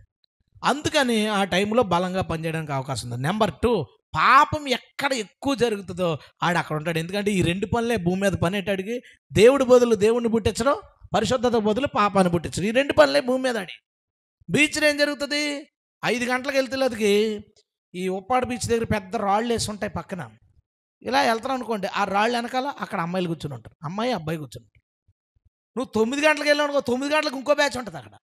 ఆ రోడ్డు పొడుగునా అంతే, కార్లు ఆపేసి అక్కడ ఈ సైడు ఆ సైడు, ఈలోపు 4 సిట్టింగ్ మందు బాటిల్ పెట్టుకుని తాగుడు వ్యభిచారం. సాతానుగాడికి అంతకంటే మంచి ప్లేస్ ఏమైనా ఉందా. ఈ ప్రాబ్లం ఉంటుంది కదా. అంటే మనోడు అన్నాడు, ఎక్కడో 1000 మందికి ఒకరికి చచ్చిపోతున్నాడు నిజమే, 1000 మందికి ఒకరు చచ్చిపోతున్నాడు నిజమే, 1000 మందికి ఒకరు చచ్చిపోతే దానికే వెళ్ళొద్దని ఆపేచ్చా, మిగతా 999 మంది సేఫ్గా ఉన్నారు కదా అన్నాడు. బాగుంది. నేను వెంటనే అన్నాను, సరే 1000 మందిలో ఒకడే చచ్చిపోతాడు కదా, నీ కొడుకుని పంపిస్తావు అక్కడికి అని అడిగాను. స్టన్ అయిపోయాడు, ఆగిపోయాడు. ఎక్కడో 1000 మందిలో ఒకడు చచ్చిపోతాడులే అని బయట అనుకుంటాం, కానీ కొడుకుని పంపాలనుకున్నప్పుడు ఏమనుకుంటాం తెలుసా, ఆ ఒకడో నా కొడుకు అయితేనో, ఆ ప్రమాదం మా ఓడికి జరిగితేనో అని ముందుకెళ్ళాం. నేను అన్నాను, దేవుడు తండ్రి ఆ విషయం మర్చిపోకు. అక్కడ ప్రమాదం ఉందన్న చోటకి దేవుడు నిన్ను వెళ్ళొద్దంటాడు. పనుంటే వెళ్ళు, నువ్వు దానికి ఏమవదు, నువ్వు సరదాలకు వెళ్ళకు. ఇంకో మాట చెప్పాను, సరదా తీర్చుకోవడానికి ప్రశాంతత కోసం ఎక్కడికైనా వెళ్తున్నావు అంటే ఇంకా నువ్వు పరిపూర్ణమైన క్రైస్తవుడు కాదు. మోకాళ్ళ మీద కంటే ప్రశాంతత, మోకాళ్ళ మీద కంటే కిక్కు ఎక్కడ దొరుకుద్దండి? దేవుని స్తోత్రం. మోకాళ్ళ మీద ప్రభుతో గడిపేటప్పుడు, కాసేపు ప్రశాంతంగా కూర్చుని బైబిల్ చదివేటప్పుడు, ప్రభువుకి పాటలు పాడి ఆరాధన చేసుకునేటప్పుడు దానిలో ఉన్న సంతోషాన్ని అనుభవించడం రాని క్రైస్తవుడు ఎవరైతే ఉన్నారో ఆడు ఎక్కడికి వెళ్ళినా ఒకటే. ఎందుకంటే ఆడు ఇంకా పరిపూర్ణ క్రైస్తవుడు కాదు. వన్స్ అవన్నీ అనుభవించడం వచ్చినప్పుడు వీటి మీద ఇంట్రెస్టే ఉండదు. నాకు మహా పిచ్చి. 1000 సార్లు వెళ్ళి ఉంటాను నేను బీచ్కి. 1000 సార్లు వెళ్ళి ఉంటాను. అక్కడే కూర్చోవడం ప్రశాంతంగా, బిల్డింగ్ ప్లాన్లో దేవుడికి దగ్గరైనప్పుడు అంటే సేవకి వెళ్ళడానికి ఒక 1 ఇయర్ 1.5 ఇయర్ ముందు దేవుడికి క్లోజ్ అయిన తర్వాత ఇప్పటికి 17 సంవత్సరాలు అయింది. ఒక్కసారి కూడా కాసేపు ప్రశాంతంగా అక్కడికి వెళ్ళి కూర్చోవాలి అనిపించలా. ఎందుకంటే ప్రశాంతత నాకు ఎక్కడ పడితే అక్కడ నా దేవుడు ఇస్తున్నాడు. దేవుని స్తోత్రం. నాకు అవసరం లేదు. మనం చేసే పనికి ఒక రీజన్ ఉండాలి అని చెప్తున్నాను నేను. ఆ రీజన్ లేకుండా మనం వెళ్ళినప్పుడు దేవుడు దాన్ని ఎలా తీసుకుంటాడో మనకు తెలియదు. ఒక ఆత్మ నడిపింపు అనేది ఉన్నాడు అనుకోండి, పర్లేదు. దేవుడు నడిపిస్తున్నాడు, నడిపించట్లేదని తెలుస్తుంది. ఇప్పుడు ఆత్మ పొందుకోవట్లేదు, ఆత్మ నడిపింపు పొందుకోవట్లేదు దేవుడు మనుషులు.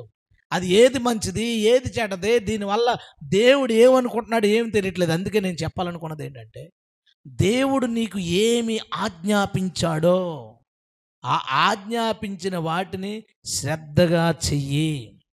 ఆజ్ఞ అతిక్రమనే పాపము. దేవుడు తన ఆజ్ఞల్లో డైరెక్ట్గానో ఇండైరెక్ట్గానో అన్నిటి కోసం బైబిల్లో చెప్తాడు. దాన్ని నువ్వు అతిక్రమించావా నువ్వు చచ్చిపోతావు. సాతానుగాడు ఏం చెప్తాడు? ప్రసంగికులను వాడుకుని చెప్పండి గట్టిగా, చావనే చావు. సాతాను ఏం చెప్తాడు? నువ్వు చావు, ఏం పర్లేదు, ఎన్ని రోజులు తట్టుకుంటావండి, తిట్టు పర్లేదు, నువ్వు వెళ్ళు నిలబడి అంటాడు.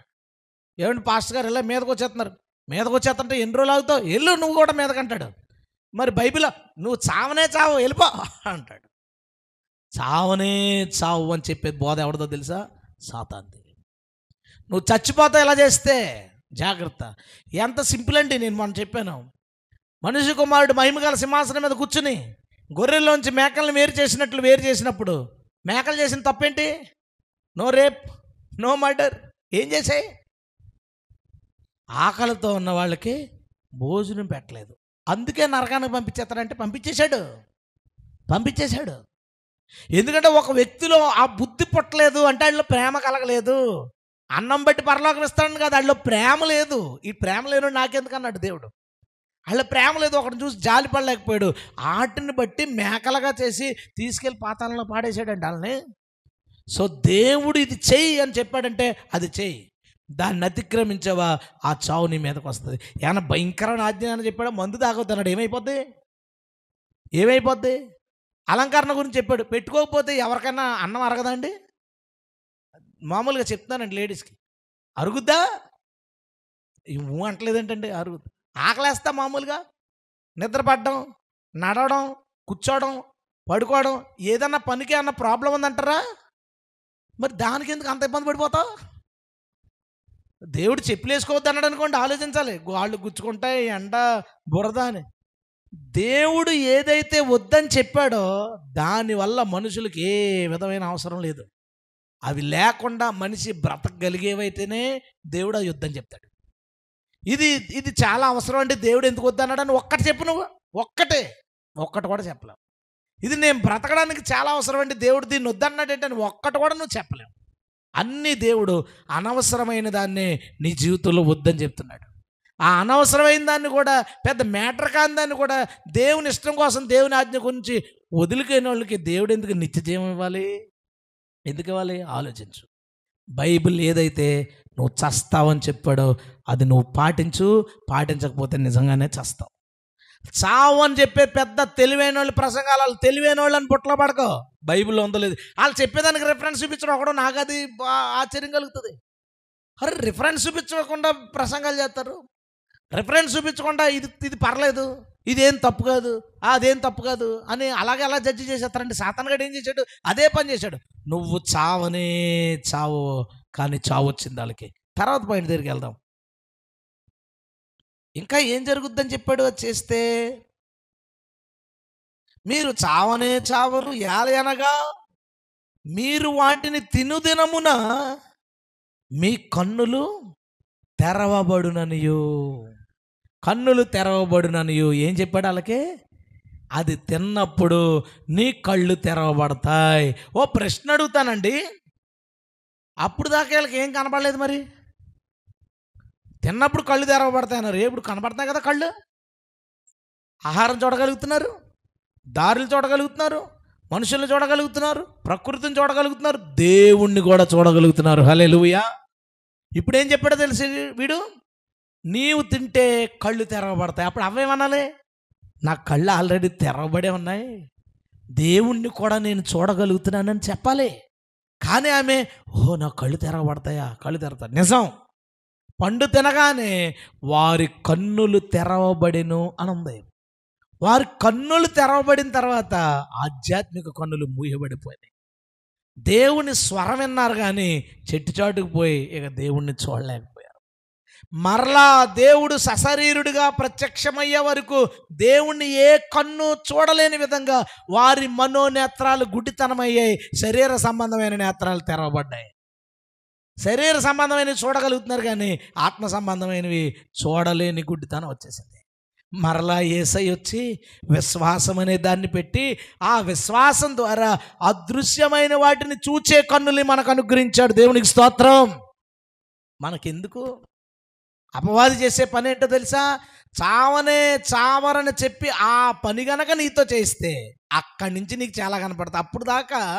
అప్పుడు దాకా మీ ఏరియాలో ఒక బెల్ట్ షాప్ ఉందని నీకు తెలీదు.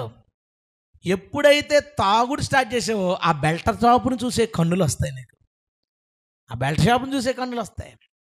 ఎప్పుడు నువ్వు నీ కన్నుతో చెడు చూడలేదు, ఎవరో చెప్పారు ఈ వయసులో చూడకపోతే ఏ వయసులో చూస్తావరా అనగానే నీ కన్నులు తెరవబడతా చూసావా, అప్పుడు ప్రతి అమ్మాయి కనపడతా. అప్పుడు దాకా తలదించుకుని పోయావు. అప్పటి నుంచి ప్రతి అమ్మాయిని మోహపు చూపుతో చూసే ఆ కన్నులు తెరవబడతాయి. ఆ కన్నులు తెరవబడతాయి. ప్రతి చెత్తని చూసే కన్నులు తెరవబడతాయి.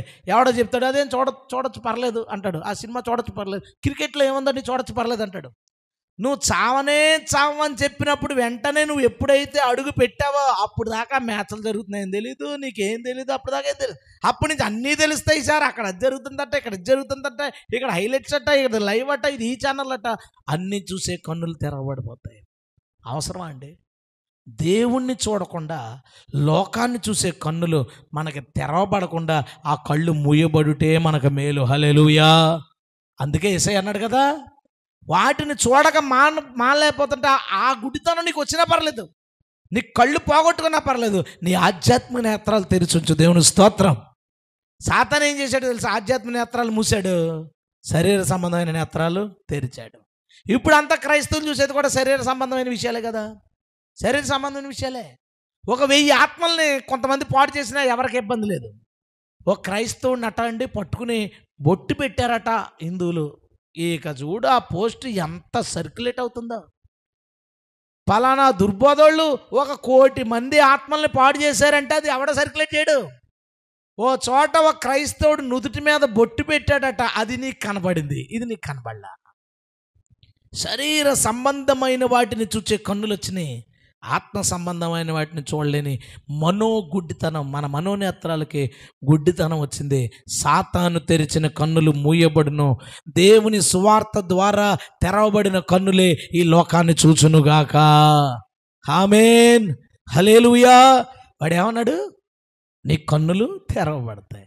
తెరవబడి వాళ్ళకి బట్టలు లేవన్న సంగతి చూడగలిగారు కానీ దేవుణ్ణి చూడలేకపోయారు. ఏమొచ్చింది? ఇక జీవితం అంతా దుఃఖం, వేదన, ఓటమి తప్ప వాళ్ళ లైఫ్లో ఏమి లేదు. సంగమా, ఆధ్యాత్మిక నేత్రాలతో చూస్తున్నావా?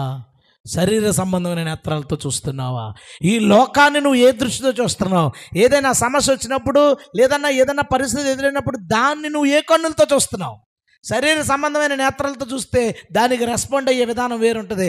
ఆత్మ సంబంధమైన నేత్రాల గుండా జరిగిన ఆ పరిస్థితిని కనుక నీవు చూస్తే అప్పుడు వాక్యానుసారమైన ప్రవర్తన నీ జీవితంలోకి వస్తుంది. హల్లెలూయా. అలా చూడండి. ఇప్పుడంతా శరీర సంబంధమైన నేత్రాలతో సమస్య చూడడం, జనాలు రెచ్చగొట్టడం. రెచ్చిపోయినాడు కూడా దాన్ని శరీర సంబంధంగానే చూడడం. అరే ఆధ్యాత్మికంగా చూడే విషయాన్ని ఆధ్యాత్మికంగా చూస్తే దేవుడు ఏమనుకుంటున్నాడో అది మనకు అర్థమవుతుంది. దేవుని ఉద్దేశం ఏముందో అది మనకు అర్థమవుతుంది. అట్టి పరిణితి దేవుడు మనందరికీ దయచేయునుగాక. హల్లెలూయా. తర్వాత ఏం రాశాడండి? 5వ విషయం, అందుకు సర్పం చావనే చావరు, మీరు తిను దినమున మీ కన్నులు తెరవబడినయు. 2వది, మీరు మంచి చెడ్డలను ఎరిగిన వారే. ఆగండి, ఏం తెలిసిన వాళ్ళు అవుతా ఉంటాం మనం? మంచి చెడు రెండూ తెలిసిన వారే. మంచి చెడు అది మనకు తెలియాల్సిన అవసరం ఉందంటారా? ఎంతలా చెప్పాడు చూడాడు. మంచి చెడ్డలు ఎరిగిన వారై అన్నాడు. మన బైబిల్ ఏం చెప్తుందో తెలుసా అసలు? ఒకసారి కొరింథీ పత్రిక, 1 కొరింథీ పత్రిక 14వ అధ్యాయం 20వ వచనం,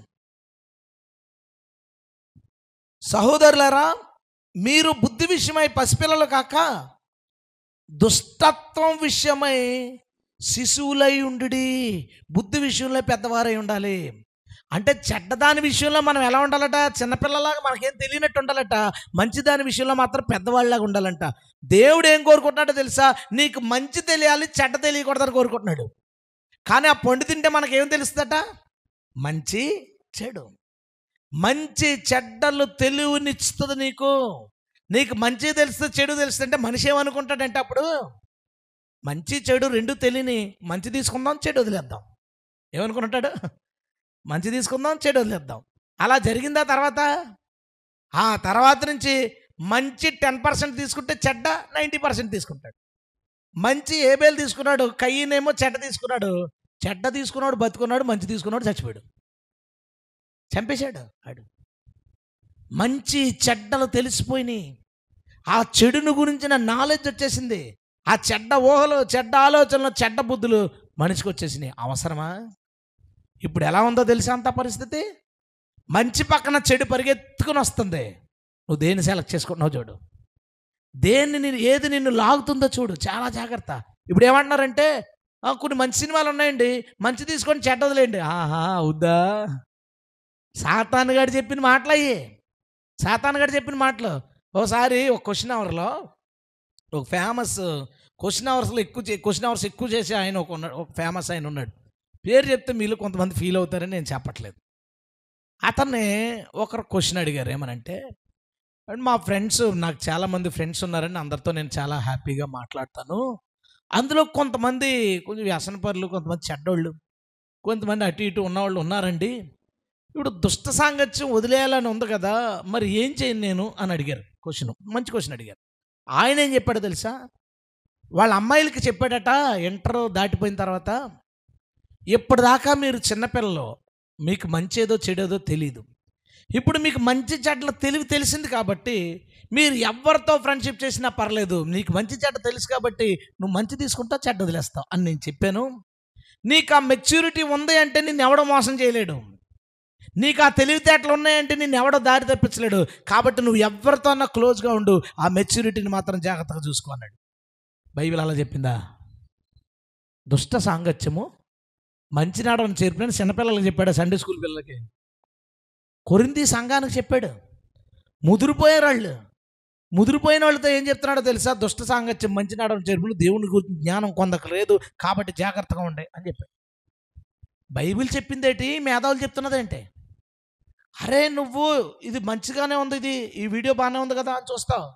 తర్వాత సారి అందులోకి ఆ వీడియో రాదు, ఇంకోటి వస్తుంది.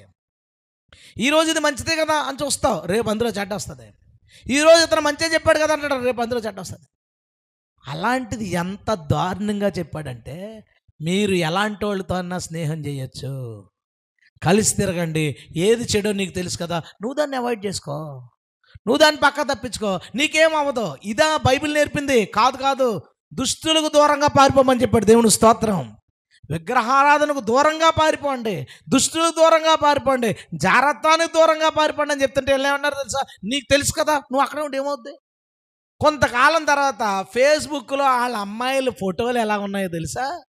సినిమా హీరోయిన్లకి దగ్గరికి పోయారు. రకరకాల హెయిర్ స్టైళ్ళు, లిప్స్టిక్లు, వాళ్ళ బట్టలు చాలా దారుణంగా తయారు. దానికి కారణం ఏంటో తెలుసా? వాళ్ళ డాడీ అనుకున్నారు, మా పిల్లలు చాలా తెలివైన వాళ్ళు, మంచి తీసుకుని చెడ్డ వదిలేస్తారు. ఆ పైన డాడీ ముందు చెప్పాడు ఏమన్నా తెలుసా, దుష్టత్వానికి దూరంగా పోండ్రా అని.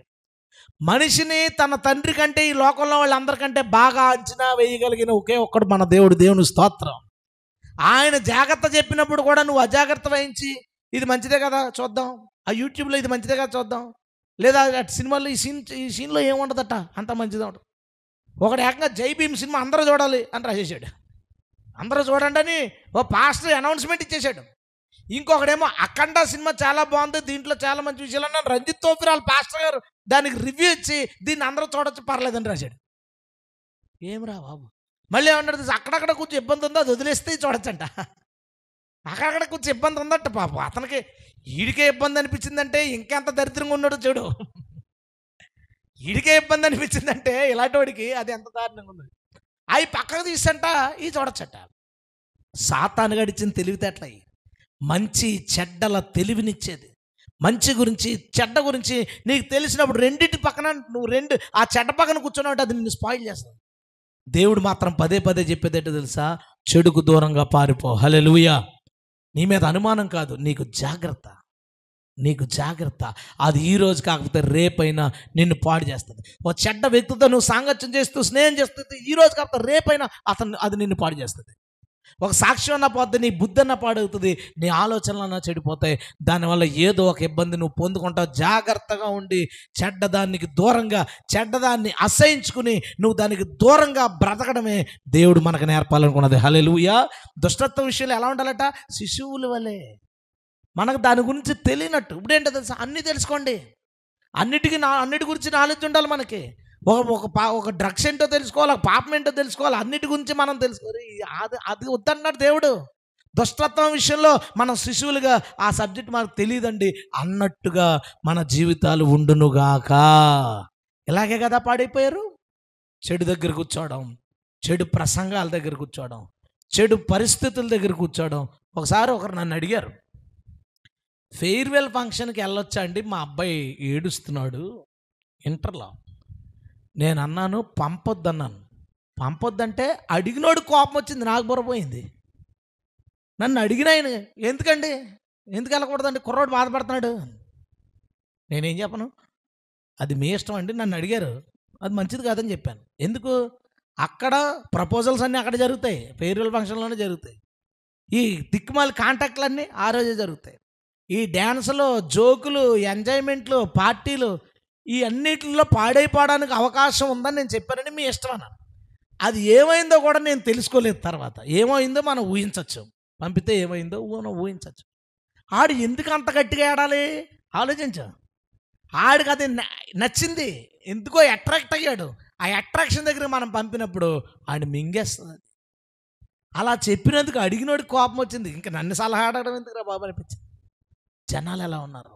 నువ్వు చెడ్డ దగ్గరికి పంపిస్తే అది నిన్ను ఆకర్షిస్తుంది, నిన్ను పాడు చేస్తుంది. ఎందుకంటే అది నీ స్వభావం, అది నీ స్వభావం. కాబట్టి నువ్వు ఆకర్షించబడకూడదని దేవుడు నిన్ను దూరంగా పారిపోమన్నాడు. దేవునికి స్తోత్రం. హల్లెలూయా, హల్లెలూయా. కాబట్టి వాటి ట్రిక్కులు ఇప్పుడు కూడా అయ్యే. నేనేమంటానంటే ఇది ఓల్డ్ది కాదు. వాడు ఆదామవ్వల్ని పడగొట్టడానికి ఏదైతే ప్యాటర్న్ సెట్ చేశాడో ఆ ప్యాటర్న్ అన్ని తరాలకి సరిపోయేలాంటి బలమైన ప్యాటర్న్ సెట్ చేశాడు. ఆ బలమైన ప్యాటర్న్ సెట్ చేయడం వల్ల మనిషి పడిపోతాం. ఇప్పుడు ఎందుకంటే దేవుడిది ఒక మంచి ఇమేజ్ చేయి వాక్యం, ఏ పిక్సెల్ ల్యాబ్లను ఎక్స్పోర్ట్ కొట్టగానే అది ఏమంటుందో తెలుసా, అడ్వర్టైజ్మెంట్ చక్రం వస్తుంది, నొక్కు డబ్బులు వస్తాయి, నొక్కు బెట్టింగ్ ఆడు డబ్బులు వస్తాయి. చేసిన పని ఏంటి, దేవుడి పని. ఆడేం చేస్తున్నాడు, అలా నొక్కితే డబ్బులు వస్తాయి. బైబిల్ ఏం చెప్తుంది, కష్టపడి పని చేయి డబ్బులు సంపాదించడానికి. హల్లెలూయా. డబ్బులు సంపాదించడానికి ఏం చేయాలి, కష్టపడి పని చేయి, లేచి వెళ్ళి డ్యూటీ చేయి, కంప్యూటర్ దగ్గర లేకపోతే మేనేజర్గానా, ఇంకా పెద్ద పోస్టా చిన్న పోస్టా, కష్టపడి పని చేయి. చేతులతో కష్టపడి అంటే చేతులతోనే కదా ఆడుతున్నాం బెట్టింగ్ అంటాడు వీడు, అది కష్టం. అలాగుంది జనాలకి. ఆడతాడు, ఆడగానే 20 రూపాయలు ఎడితే 40 రూపాయలు ఇచ్చేస్తాడు. 20కి 40 వచ్చింది, 500 ఎడతాడు, 500 ఎడితే 1000 వచ్చింది, 500కి 1000 వచ్చింది, 1,00,000 వచ్చిందంటే 2 లక్షలు, 1,00,000 వచ్చింది, 1,00,000 పెట్టాడు, పోయింది. అది రాదు ఇంకా. దీనికి ఒక అల్గారిథం ఉంటుంది. జాగ్రత్తగా నేను చెప్పింది అల్గారిథం అంటారు. ఏంటంటే నీ మైండ్ సెట్ ఏంటి, నీవు ఎలా ఆడుతున్నావు, నీ ఉద్దేశం ఏంటి, నీ మీద ఒకటి పనిచేస్తుంది, ఒక టెక్నాలజీ పనిచేస్తుంది. నువ్వు ఎప్పుడు ఆగిపోతావు, ఎప్పుడు పెడతావు, ఏం చేస్తే నువ్వు అప్పు చేసి కూడా పెడతావని నీ మైండ్ని చదువుతాడు. చదివి దాన్ని బట్టి నీకు ఏది గెలాలి, ఏది ఓడిపోవాలి అలా అలా అలా అలా సెట్ చేసి ఒక 5-10 లక్షలు పోగొట్టుకునే దాకా నీ కెపాసిటీని బట్టి, నీ దగ్గర ఇంకా డబ్బులు ఉన్నాయనుకో 20 లక్షలు 30 లక్షలు పోయేదాకా నిన్ను ఆడించి రూపాయి ఇస్తాడు 10 రూపాయలు ఎట్టిపోతుంటాడు, రూపాయి ఇస్తాడు 10 రూపాయలు పట్టిపోతుంటాడు. ఈరోజు రూపాయి వచ్చింది, రేపు ఆ 10 రూపాయలు రాదని ఆడు 20,000 పోగొట్టుకుంటే ఆ పోయిన 20,000 తెచ్చుకోవడం కోసం ఆడి ఒక 20 లక్షలు పోగొట్టుకుంటాడు. ఇంక తెచ్చేసుకోవాలి. ఎక్కడి నుంచి వచ్చింది అది? ఆ చెడ్డ నీ మంచి పక్కనే తరుముకు వస్తుంది. బైబిల్ ఎంత బాగా చెప్పింది, కష్టపడి పని చేయి. తాపీ మేస్త్రి 20,000 పోగొట్టుకున్నాడు. ఎప్పుడైనా విన్నారా మీరు? ఉండరు. ఓ బ్యాంకులో ఉద్యోగి అకస్మాత్తుగా అతను 2 లక్షలు పోగొట్టుకున్నాడు. విన్నారా ఎప్పుడైనా? కష్టపడి పని చేసినోడు బాగుంటాడు. బైబిల్ చెప్పింది అన్నమాట. దేవుని స్తోత్రం. కష్టపడు డబ్బులు సంపాదించడానికి. ఊరికినే తెచ్చుకోమంటది బయట. ఈలోపు ఎవరో అడుగుతారు ఇలాంటి క్వశ్చన్ అవర్లో, సార్ ఇలా కొంచెం బెట్టింగ్ యాప్ ఉంది, అఫీషియల్ గవర్నమెంట్ దానికి లైసెన్స్ ఇచ్చింది, దాన్ని ఆడొచ్చంటే అది కూడా ఒక జాబే అంటాడు ఎవడొకడు. అది కూడా జాబే, వ్యాపారం ఎలాగ రిస్కో ఇది కూడా అలా రిస్కే. నువ్వు పెట్టగలిగితే, పెట్టినా సరే డబ్బులు పోయినా బాధపడమనుకుంటే పెట్టు అంటాడు. అలాగంటాడు.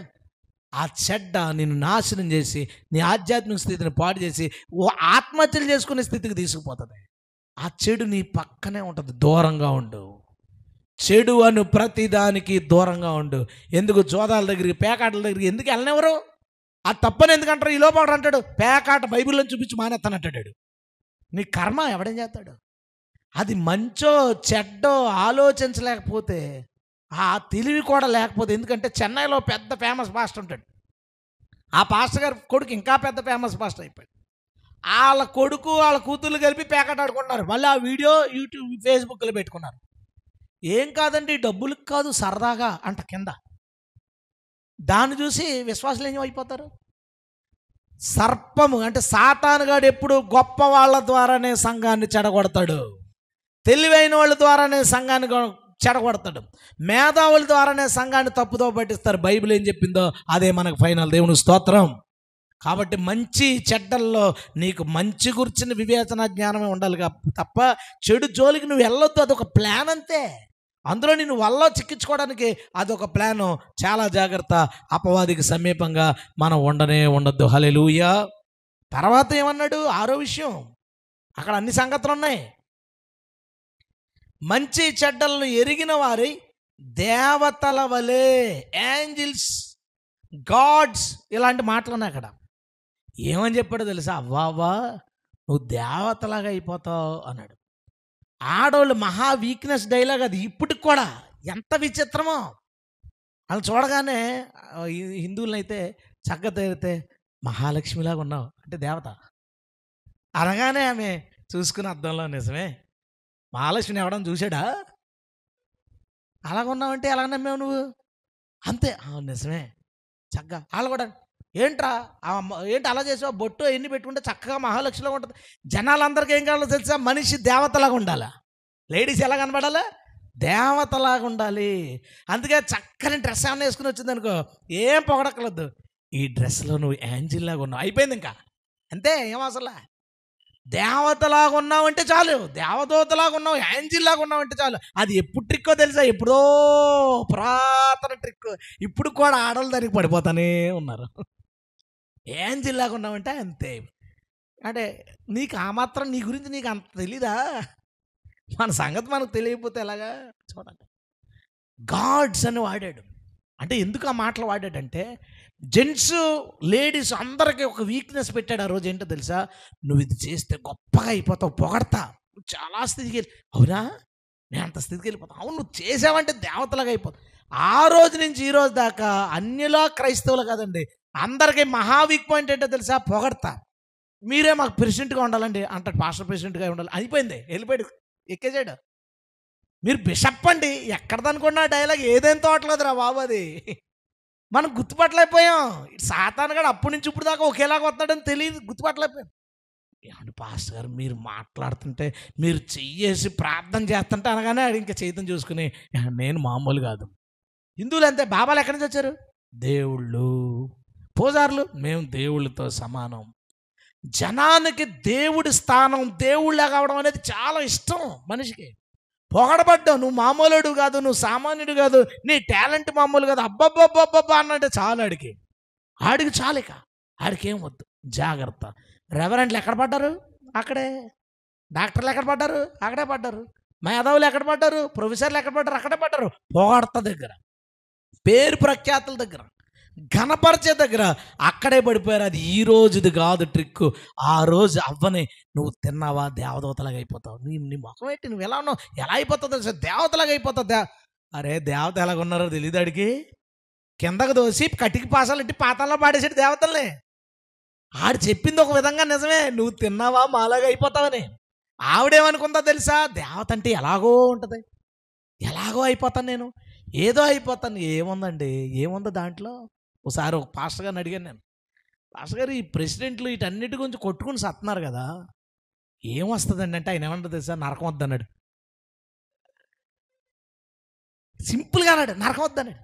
ఏంటంటే అలా అన్నారంటే, ఆల్రెడీ 2 సార్లు అయినా, ఒకసారి అయ్యి ఇంకోసారి ట్రై చేసి గొడవలు అయ్యి మనశ్శాంతి కోల్పోయి ఆ ఫెలోషిప్ నుంచి బయటకు వచ్చి ఒక 5 సంవత్సరాలు నరక జీవిగా బతికానండి.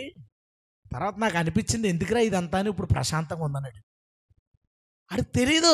మనల్ని జనం పొగడాలి, గుర్తించాలి. మనం మామూలుగా సామాన్యులాగా ఉండకూడదు. మనం స్పెషల్ అయిపోవాలి, మనం సూపర్ అయిపోవాలి. అవ్వాలని అనుకుంది నేను ఇలా ఉండకూడదు, ఇంకొకలాగా అయిపోవాలి, ఇంకొకలాగా ప్రొజెక్ట్ అయిపోవాలి, ఇంకొకలాగా కనిపించాలనుకున్నాడు. అక్కడ పడిపోయింది. ఆఖరిదండి అద్భుతమైన విషయం చెప్పాడు సైతానుగాడు. ఆఖరిది 7వది. 7 విషయాలు ఉన్నాయన్నమాట ఇందులో. ఏలయనగా మీరు వాటి తిను దినమున మీ కన్నులు తెరవబడిననియు, మీరు మంచి చెడ్డలు ఎరిగిన వారై దేవతల వలె ఉందిరనియు దేవునికి తెలియనని స్త్రీతో చెప్పగా. అర్థమైందా దాని అర్థం? ఏమన్నాడంటే, ఈ పళ్ళేం తినొద్దని అన్నాడా అంటే, అన్నీ తినొచ్చు కానీ ఇది ఒక్కటే తినొద్దన్నాడు. అంటే ఎందుకు తినొద్దన్నాడో తెలుసా పిచ్చిమోకమా? తింటే నీకు తెలివితేటలు వచ్చేసి నువ్వు దేవదూతలాగా అయిపోతావని దేవుడికి తెలుసు, అందుకే తినొద్దన్నాడు. నువ్వు బాగుండడం దేవుడికి ఇష్టం లేదని చెప్పాడు. అందుకు తినేశారు వాళ్ళు. కోపం వచ్చింది దేవుడి మీద, వాళ్ళకి. దేవుడికి తెలుసు నువ్వు బాగుపడిపోతావని, దేవుడికి తెలుసు నీకు జ్ఞానం వచ్చేద్దని, దేవుడికి తెలుసు నువ్వు దేవదూతలాగా అయిపోతావని. అలా అవ్వడం ఇష్టం లేక తినొద్దన్నాడంటే ఆవిడ ఆలోచించాలి కదా. అలా అవ్వడం ఇష్టం లేనివాడు పండు ఎందుకు పెడతాడు ఇక్కడ? తినొద్దని ఎందుకు చెప్తాడు? ఆలోచించలేదు, కోపం వచ్చింది. దేవుడు ఎలాంటోడా? దేవుడు నేను ఇలా అయిపోవాలని కోరుకున్నాడా? నేను ఇలాగే ఎప్పుడు నా బ్రతుకు ఇలాగే ఉండాలని కోరుకున్నాడా? నేను ఆ దేవుడు మాట విన్నాను అని పట్టుకెళ్ళింది పండు. ఆదాము ఏమని ఉంటాడు, ఎందుకు తెచ్చావు ఈ పండు, ఎందుకు తిన్నావు అంటే, ఆదామా నువ్వు తింగరోడురా బాబు, మనం బాగుపడిపోతామని దేవుడికి ఇష్టం లేక తినొద్దన్నాడంట. ఎవడు చెప్పాడు? వాడు చెప్పాడు, సైతానుగాడు చెప్పాడు, సర్పంగాడు.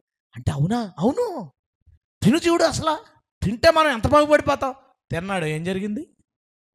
ఇప్పుడు సాతాను గారి దగ్గరికి వెళ్ళి అలా చెప్పి ఎలా జరిగింది ఏంటంటే, నేను పోతాను నువ్వు వచ్చి అంటాడు. ఆడేనా బాగు చేస్తాడా? ఆలోచించు. చిట్ట చివరి అస్త్రం, అపవాది చిట్ట చివరి అస్త్రం ఏంటో తెలుసా? దేవుడు చెడ్డవాడని చూపుట. మొన్న మీటింగ్లో కాల్వినిజం గురించి చెప్పుకున్నాం. కాల్వినిజం ఏంటి?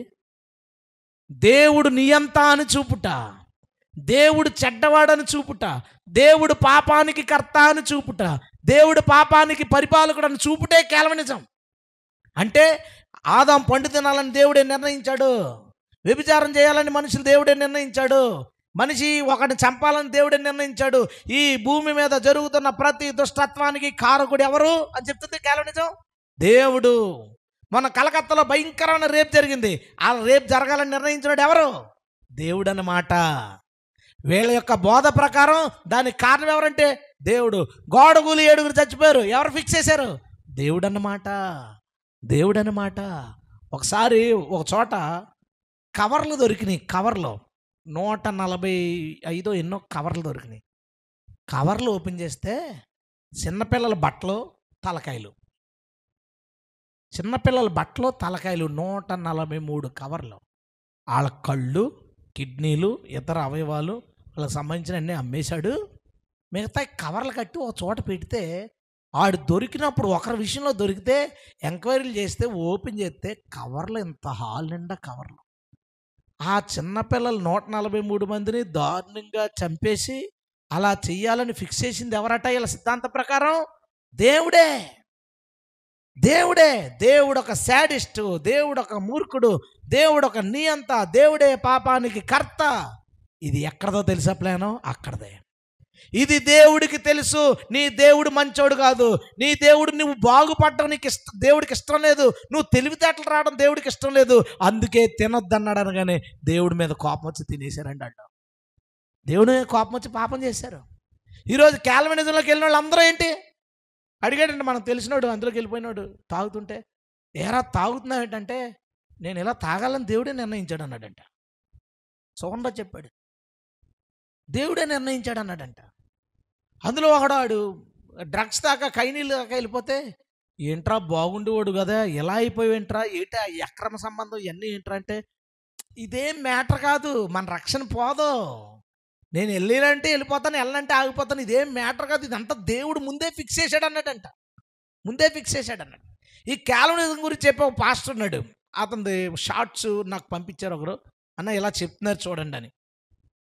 ఇతని గురించి తెలుసుకో అసలు మాట్లాడదాం ఎప్పుడైనా అంటే, అతని గురించి బాగా తెలిసిన ఒక బ్రదర్ లైన్లోకి వచ్చాడు. లైన్లోకి వస్తే మాట్లాడుతున్నాను, ఏంటండి ఇతని సంగతి ఎలా ఎందుకు చెప్తాడంటే, ఏంటండి బాబు ఎంతోమందిని చెడగొడేస్తున్నాడండి మా ఊర్లో, ఆ చర్చికోళ్ళు అందరూ ఇంచుమించుగా చెడిపోయారండి, అతను కూడా చర్చిలో ఒక ఆవిడతో ఇల్లీగల్ కాంటాక్ట్ ఉంది, భార్య పిల్లలు ఉన్నా సరే. మరి ఈ విషయం చర్చిలో వాళ్ళకి తెలుసు అంటే తెలుసు అన్నాడు. తెలిసినా ఎందుకు వెళ్తున్నారంటే దేవుడు అలా నిర్ణయించాడని చెప్పారండి అంతే. చర్చిలో వాళ్ళు కూడా ఏమనుకుంటారు, దేవుడు అలా నిర్ణయించి ఉంటాడులే, మన దేవుడు ఎలా అంటాడు, సార్వభౌమాధికారి కాబట్టి అలా నిర్ణయించాడు, అలా ఫిక్స్ చేశాడు, పరలోకానికి వెళ్ళిపోతాడు కానీ భూమి మీద అలా ఉండాలని ఫిక్స్ చేశాడంట. ఏంటండి ఇది? ఏం జరుగుతుంది? దేవుని ఏమని ప్రొజెక్ట్ చేస్తున్నారు? ఆయన ఒక చెడ్డవాడు, మనుషుల నాశనానికి ఆయన కారకుడు, మనుషులను ఆయన తొక్కేశాడు, మనుషులకి ఏ నిర్ణయం తీసుకోవడానికి లేకుండా మనుషుల్ని దేవుడు బంధించేశాడు, వాళ్ళ స్వాతంత్రం అంతా హరించేశాడు అనే మాటను తీసుకెళ్ళి ప్రపంచానికి ప్రొజెక్ట్ చేస్తారు. ఈరోజు ప్రపంచంలో ఎన్నో దేశాలు ఈ కాల్వినిజంలో కలిసిపోయినాయి. ఇప్పుడు మన ప్రాంతాలను కూడా నాశనం చేయడానికి వస్తున్నారు. ఇది అపవాది ఎప్పుడో వేసిన ట్రిక్, దేవుణ్ణి చెడ్డవాడిగా చెప్పడం. ఆ దెబ్బకి మనసు ఇరిగిపోయింది. అవకే ఏంటి ఇలాంటోడా, మేము బాగుపడతామని బాగుపడకూడదని తినొద్దన్నాడా? దేవుడికి ఇదంతా తెలుసు కాబట్టి ఇది లాంటిది నా జీవితంలో ఈ మేలు రాకూడదని అన్నాడని టక్కమని అక్కడే తినేసింది. భర్తను కూడా అడగల, టక్కమని తినేసింది. అక్కడ తినేసి భర్త నువ్వు తినవా, అలాంటి దేవుడు మాట అనొద్దు అని చెప్పి. ఎంత దారుణం అంటే, అందుకేనేమో ఆదాము దేవుడికి అలాంటి సమాధానం చెప్పాడు. నువ్వు ఇచ్చిన అవ్వే కదా, నువ్వు ఇచ్చిన అవ్వ వల్లే తిన్నాను అన్నాడు కానీ నేనని అనలేదు. ఇరిగిపోయింది, వీళ్ళకే ఆలోచన ఇరిగిపోయింది, మనసు ఇరిగిపోయింది. దేవుడు నాతో మాట్లాడుతున్నాడు, ఏం చెప్పను ప్రభు, రాత్రి నుంచి కూర్చున్నాను, తెల్లవారుజామున 5కి పడుకునేటప్పుడు అబద్ధం అనే విషయం మాట్లాడాడు. నేను రాసుకుంటున్నాను, అబద్ధాలు ఎన్ని రకాలు ఉన్నాయి చెప్పాలా, ఎందుకు ఆడుతున్నావు చెప్పాలా, ఏమీ నడిపింపు రావట్లేదు. ఒక గంట పడుకుని లేచాను, అబద్ధం అక్కడ కదా అని చదువుతుంటే అప్పుడు దేవుడు మాట్లాడుతున్నాడు. ఒక్కొక్క పాయింట్ ఇది ఇప్పుడుది కాదు, ఇది అప్పుడుది, ఇప్పుడు జరుగుతున్న నాశనమంతా వీడు అక్కడే చేశాడు, ఇదంతా అప్పటి నుంచి వాడు ఇదే చేసుకుంటూ వెళ్తున్నాడు అని దేవుడు నాకు బయలుపరిచినప్పుడు అప్పుడు అర్థమైంది. ఓహో, దేవుణ్ణి చెడ్డోడని చెప్పినందుకు వాళ్ళు ఈ పని చేశారు. ఓకే ప్రభు, నాకు అర్థమైంది. సంగమా జాగ్రత్త, మన దేవుడు మంచి దేవుడు, హల్లెలూయా, నీతిపరుడు, జీవ మార్గం మరణ మార్గం నీ ముందు పెట్టాను, ఏది కావాలంటే అది సెలెక్ట్ చేసుకో. అంత స్వేచ్ఛ మన తండ్రి కూడా ఇవ్వడు, మన కన్న తండ్రి కూడా ఇవ్వడు, అంత స్వేచ్ఛ ఇవ్వడం లేదు. నువ్వు ఇంజనీరు డాక్టర్ రెండిట్లో ఏది అవ్వాలో నువ్వే అవ్వ అంటావు, ఇంజనీర్ అవుతావా అవ్వ అంటాడు, డాక్టర్ అవుతావా అంటాడు. దేవుడు అలా ఏది అవ్వాలనుకుంటున్నావు నువ్వే అవ్వు, నీ ఇష్టం. మంచి సెలెక్ట్ చేసుకుంటావా, నేను తోడుకుంటాను. చెడ్డ సెలెక్ట్ చేసుకుంటావా, నష్టపోతావు. చెడ్డ సెలెక్ట్ చేసుకుంటే వచ్చే ఇబ్బందులన్నీ పోసగుచ్చినట్టు చెప్పి స్వేచ్ఛ మాత్రం మనకిచ్చాడు. అప్పుడు కూడా నువ్వు చెడు సెలెక్ట్ చేసుకుంటే 100 మందిని పంపిస్తాడు అక్కడి నుంచి నిన్ను దారి తప్పించి మంచిలోకి వెళ్ళడానికి. అంత మంచి దేవుడు మన దేవుడు, హల్లెలూయా. నీ స్వేచ్ఛను హరించకుండానే నిన్ను మంచి దారిలోకి తీసుకెళ్లాలని ప్రయాసపడే దేవుడు మన దేవుడు. అంత మంచి దేవుడిని పట్టుకుని అపవాద ఆ రోజు ఏదైనా తోటలో దేవుడు నిన్ను తొక్కేయాలనుకున్నాడు అని చెప్పాడు. ఈరోజు దేవుడు నిన్ను తొక్కేశాడు, వీళ్ళ నరకానికి పోవడానికి వీళ్ళు పరలోకి వెళ్ళడానికి ఫిక్స్ చేశాడు తప్ప నీ ఆలోచన ఏమీ లేదు, నీ ఉద్దేశాలు ఏమీ లేవు అని దేవుణ్ణి ఒక నియంతగా శాడిస్ట్గా ప్రొజెక్ట్ చేసే దరిద్ర బోధ వచ్చేసింది. అన్ని చోట్లకే పాగుతుంది. సంగమా, నువ్వైతే నీవు నమ్ముతున్న దాన్ని ఇది నిజమా అంటే ఎస్ నిజం, తొక్కేంతే అండి కాలు కింద. ప్రశ్న వచ్చిందా మనసులోకి, కాలు కింద వేసి తొక్కే. నీవు నమ్ముతున్నది నిజమేనా, ఇది దేవుడు చెప్పాడంటే ఎస్ దేవుడు చెప్పాడు నాకు తెలుసు, తొక్కేయండి. ఇంకా ఆ రెండింటి దగ్గర ఆపేసావా ఇక మూడో పని చేయడానికి లేదు. చావనే చావు అంటాడు, నేను చచ్చిపోతాను నాకు తెలుసు, పక్కపో. అక్కడ ఆపలేదా పోయినట్టే పండి దగ్గరికి. అక్కడ కనుక ఆపేసామనుకో, చావనే చావంటే చచ్చిపోతాను రా బాబు బైబిల్లో ఉంది కాబట్టి నేను చచ్చిపోతాను, నేను ఆ పని చేయనని ఎప్పుడైతే నువ్వు అంటున్నావో ఇక ఆడు ఏం చేయడానికి ఉండదు. అక్కడ కనుక దొరికి ఈ మేధావులు ఈ బోధలు అన్నామంటే నాశనం అయిపోతారమ్మా, జాగ్రత్త. మహామేధావులు దరిద్రం అంతా యూట్యూబ్లో షార్ట్స్ రూపంలో ఇంతకుముందు గంట ప్రసంగాలు ఉండి దానివల్ల 3,000 మందో 4,000 మందో చెడిపోయేవారు ఈ మేధావుల ప్రసంగాల వల్ల. ఇప్పుడు ఆడు 50 సెకండ్లు చేశాడు, 50 సెకండ్లోనే ఏం పర్లేదు, రంగు వేసుకోవా వేసుకో, ఏమైంది ఏంటి సగం బట్టలు వేసుకుంటా వేసుకో, చూసివాడు తప్పుగా నీ తప్పేంటి. 50 సెకండ్లో చెడిపోవచ్చు చక్క. ఆ వ్యూస్ 25,000 35,000 40,000 తెగ షేర్లు కొట్టుకుంటున్నారు.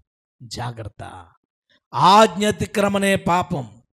బైబిల్లో ఇది తప్పని దేవుడు ఎక్కడ చెప్పాడో అది ఎప్పటికీ తప్పే. హల్లెలూయా. అది ఏ జనరేషన్ అన్నా తప్పే. అప్డేట్ అవ్వడం అప్గ్రేడ్ అవ్వడం దేవుని ఆజ్ఞలకు లేదు.